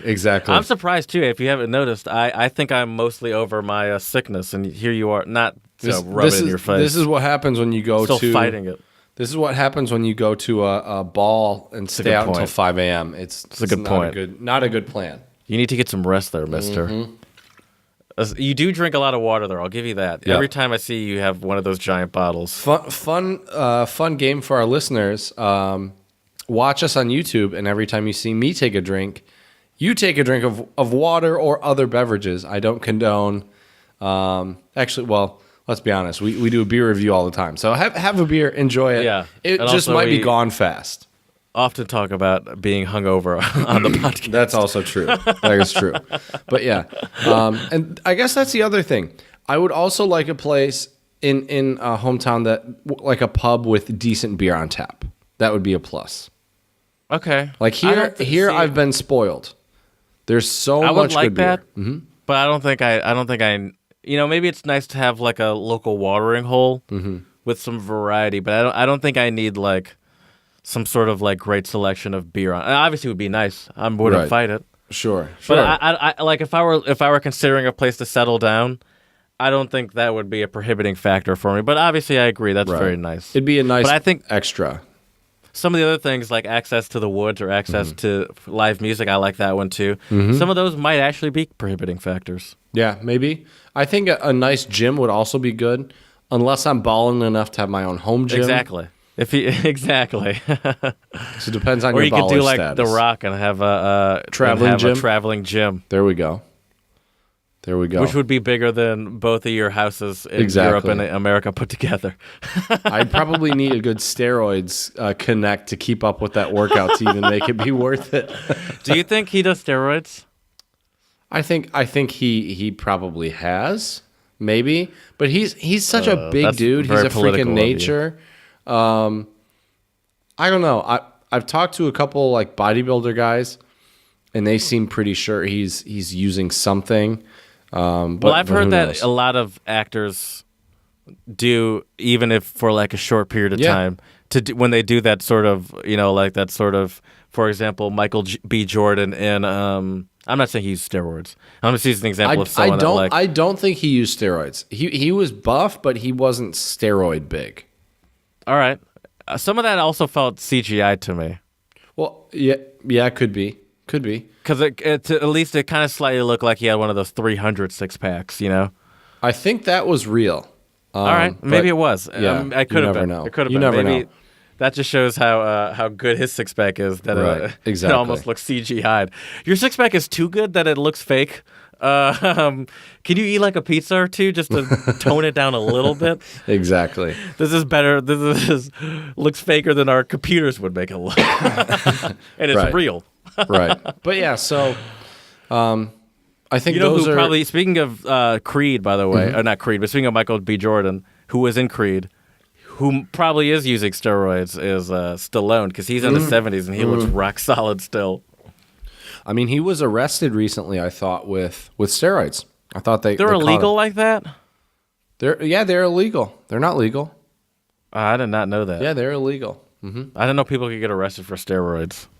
Yeah. I mean, obviously I knew it was they against found, the rules or of they sports, found but steroids and maybe paid a fine. I don't think he served he's any not jail going to time. prison, right. No, Also, I don't he's think rich. so. Right. Exactly. Rich people don't go to prison for drugs. Right. No, not really. That's for, black and Mexicans. All right, well, way to make it depressing right at the end there, Jared. Well, I think we should move on and talk about our song of the pod. What do you think, Jared? Пожалуйста. So Tell us about it. This was your choice. it was. So it's And, called. No, go ahead. It's called Au revoir. I don't say it right. Can you say it? You probably say it better. Au revoir. Thank you. By a German guy named Mark. Interestingly enough, by a German guy named Mark Forster. Yeah, the song is in German. It's not even in French other than that phrase. Correct. Which means goodbye in French. Right. And what are your thoughts? Is whimsical the right word? It has sort of a whimsical feeling to it. Right. There's the strings on there. It's kind of sad. You know, he's talking. It's sort of a sad. I'll say this. One, I did not give it enough listens. I could have given it more. I guess I could listen to it now. But like,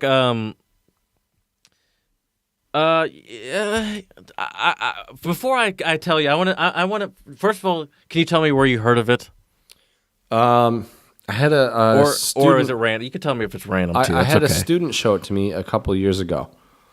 Have you listened to other stuff from this artist, or is it just the song? This is really the only one I know about him. Okay. You know, it sounds nice, but I think, at least for my ear, it's a little too almost whimsical sounding. Okay. Does that make sense? Yeah, sure. Okay. What do you like it? You enjoy it? It has wordplay, kind of, doesn't it? I do. Yeah, I do like that. And the other thing, I thought this was very fitting in a way to loosely related to our topic a little bit. How it is. If you basically the song. Well, here I have the lyrics right here. So here, Jared, we're going to Germany. Mm-hmm. You need to practice your German. So I will. Slipping on gator piss. I'll give you a couple sentences. And we'll translate them together. Don't worry, I'm not gonna hang you out to dry. We'll do this together. Right? You embarrass me on my own podcast. So here we go. We'll start off easy. We'll start with the beginning. In diesem Haus, wo ich wohne, in this house where I live, ist alles so gewohnt. Is everything so? You know, I guess that would be comfortable. Yeah, good. So zum Kotzen vertraut. Kotzen. Is that to throw up? Yeah. Wait, say that sentence again then. So zum Kotzen vertraut. Wait, so that means so you're like guaranteed, like you're trusted to throw up? That's what it sounds like it's saying. Well, it means like it's just so comfortable. It's like it makes you sick. Like it's disgusting. Right. Like it's too. Too It's ordinary. too comfortable. Yeah. Good. Man, jeder Tag ist so gleich. Every day is the same. Ich ziehe Runden durch meinen Teich.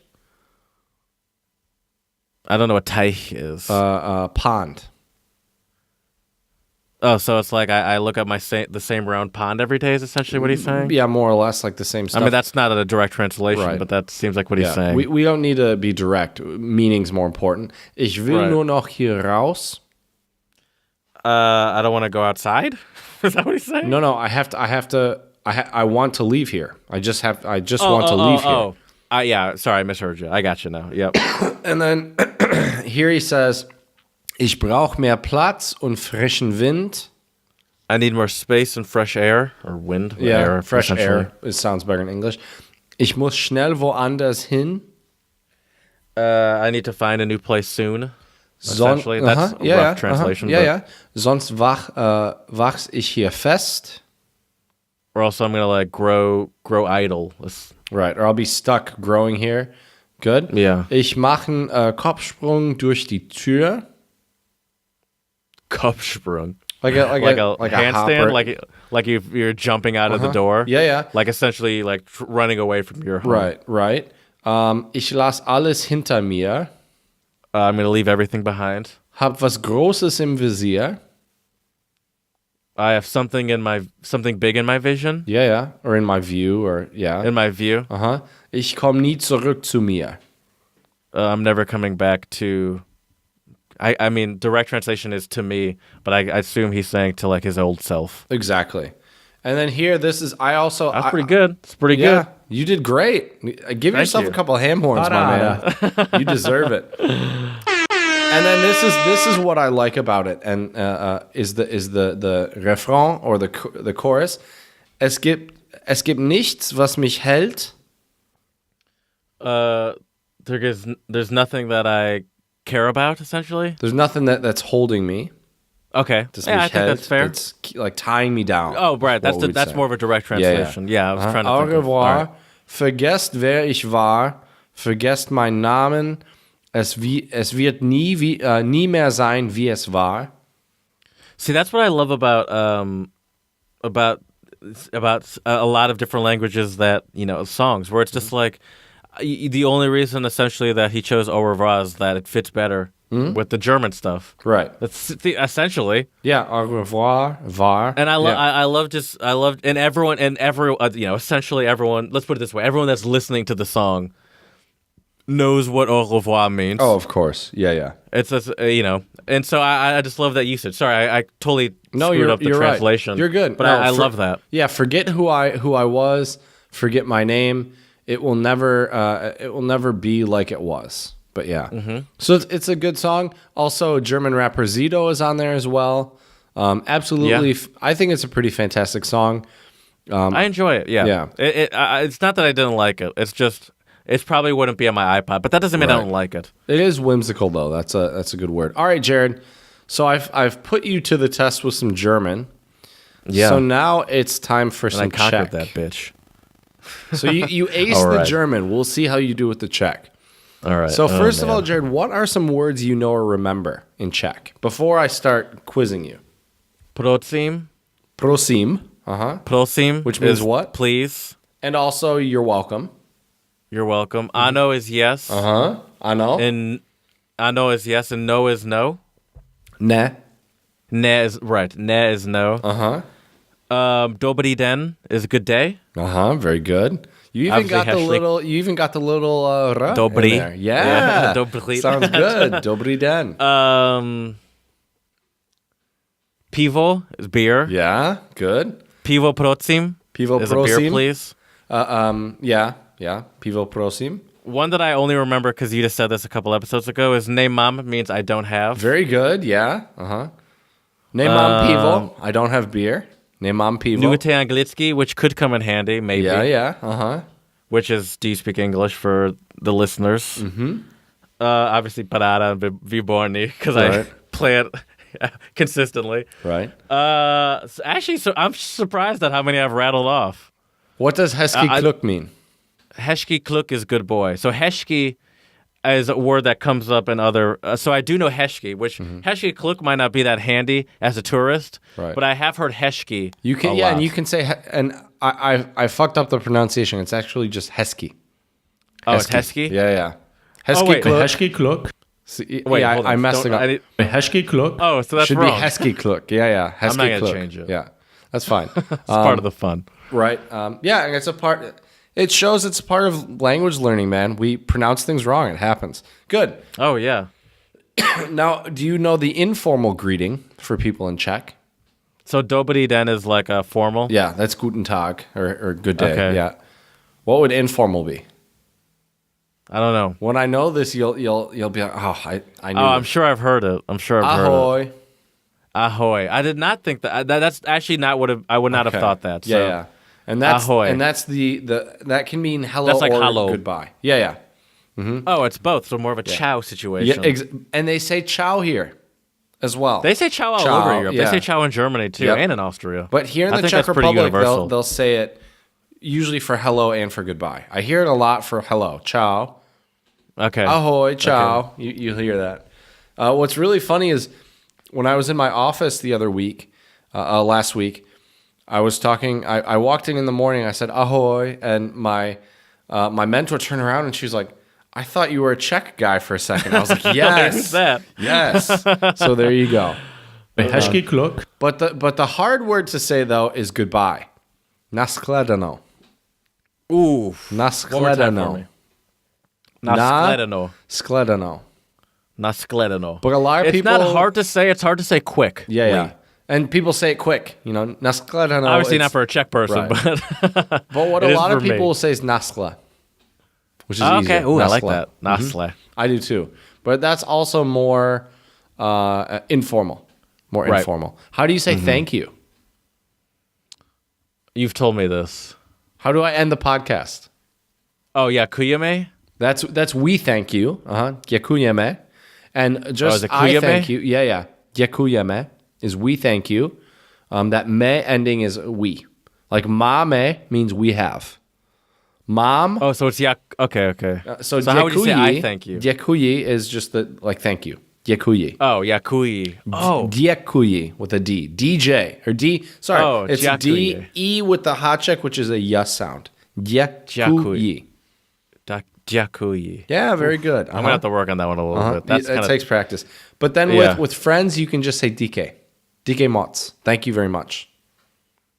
All right. That might be a drop. DK Mots. Thank you very much.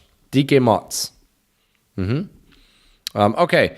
And the last thing I will teach you today, because you knew a lot of this, but I will teach you. This one may come in handy, especially if you meet some of my students, if you want to flex a little check on them, because a couple of my students, they listen and they're like, oh, Jared's coming, we want to meet Jared. So you're a celebrity here in Komotov, my dude. We might have to do some PR for the pod. Anyways, live show. There we go. But how to say what's your name? Yak say mom. That's what do you have. Oh, okay. Right. Name mom is I don't have. Right. Yakse yemenuesh. Yakse yemenuesh. Very good. Yeah. That's what's your name. Yakse yemenuesh. Yakse yemenuesh. Yeah. All right. This is not as hard as it seems. Right. And I'll save the rest for future episodes, but I have a list. All right. So there you go. Yeah, don't need to blast it all at me at once. Exactly. But you do know a lot. You know more than the average person coming here. I can tell you that. But I would bet you this, that even though, like, when you ask me this, in the moment, some of those things, it might be hard for me to bring them up if someone's just said something to me. No, other than I could probably do Nuvite Anglitsky. It's like Nuvite Anglitsky. Right. Or like, right. Or just pull up my phone and hit my drop. That'd be hilarious if I just communicated in drops. That would be funny. Let's take a look. Just put my drop thing up to people's faces. A lot of them would probably understand that too. Probably, yeah, true. But yeah, I think in the moment it's easier when I'm talking to you than in the moment to be like Dobry den or something like that. Or, how do you say thank you again? Děkuji. Oh yeah, that's right. Děkuji. With a D. Děkuji. Oh yeah, děkuji. Yeah. I just need to remember that it's so it's děkujeme. Yeah. Děkujeme. Oh, I always thought it's yakujeme. No, děkujeme. I edit every single podcast, and I never noticed that you were saying jakuyame. Maybe that's your fault. Probably. You can blame me. I'll take the blame. All right, Jared. So now it is time for a couple jokes. So here we go. All right. What do you get if you eat at a karma restaurant? What's that? Like karma? No, I know what karma is. What is it that you get? You get what you deserve. Oh. One of my local Indian restaurants that I go to is called Karma. Oh, really? Karma Lounge, yeah. Shout out to them. Late shout out. There you go. All right. So Bear walks into a bar and says, give me a whiskey. And says, ouch. and says, give me a whiskey and cola. Oh, the bartender says, why the big pause? And the bear says, I'm not sure. I was born with them. It almost helped that I almost ruined that joke by interrupting you. Because I was about to ask if you're done or not. I was like, are you asking me to right? Yeah. Yep. respond? Or all right, well-timed pause there, Chad. That's right. I try. All right, my last one for you. Did you hear about the actor who fell through the floorboards? I did not. Tell me about him. He was just going through a stage.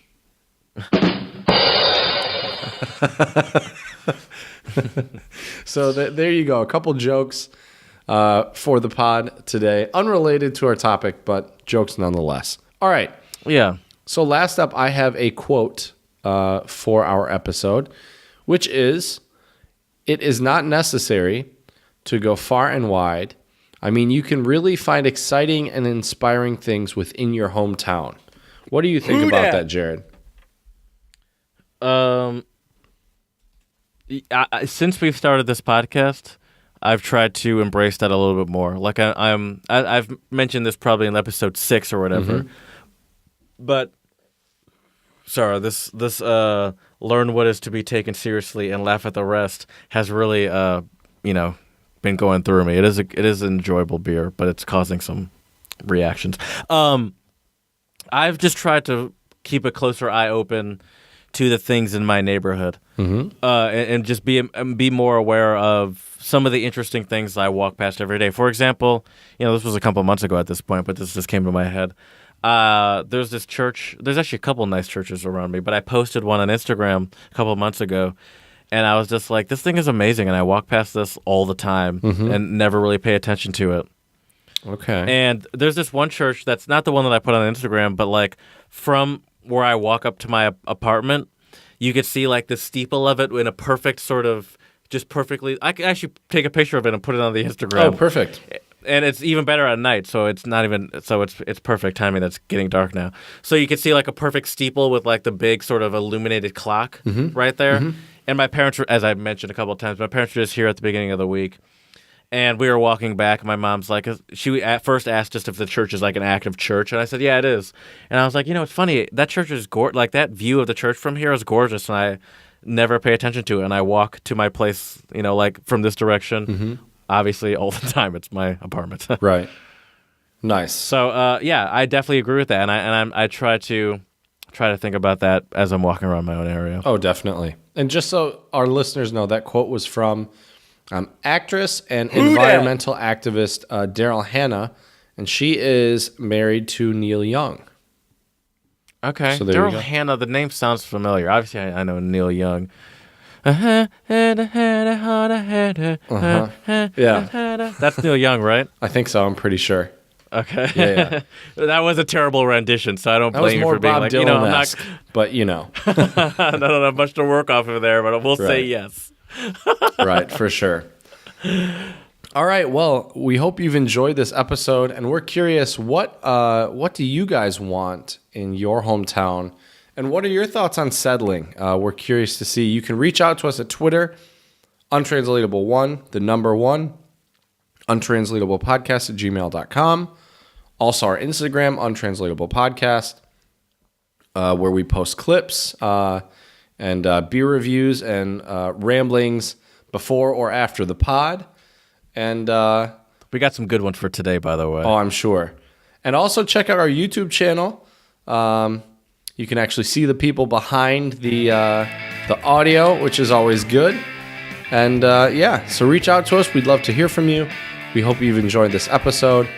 And as we say here at the Untranslatable Podcast, what do we say, Jared? Yakuyame. Pretty good. Yakuyame. And nastladano.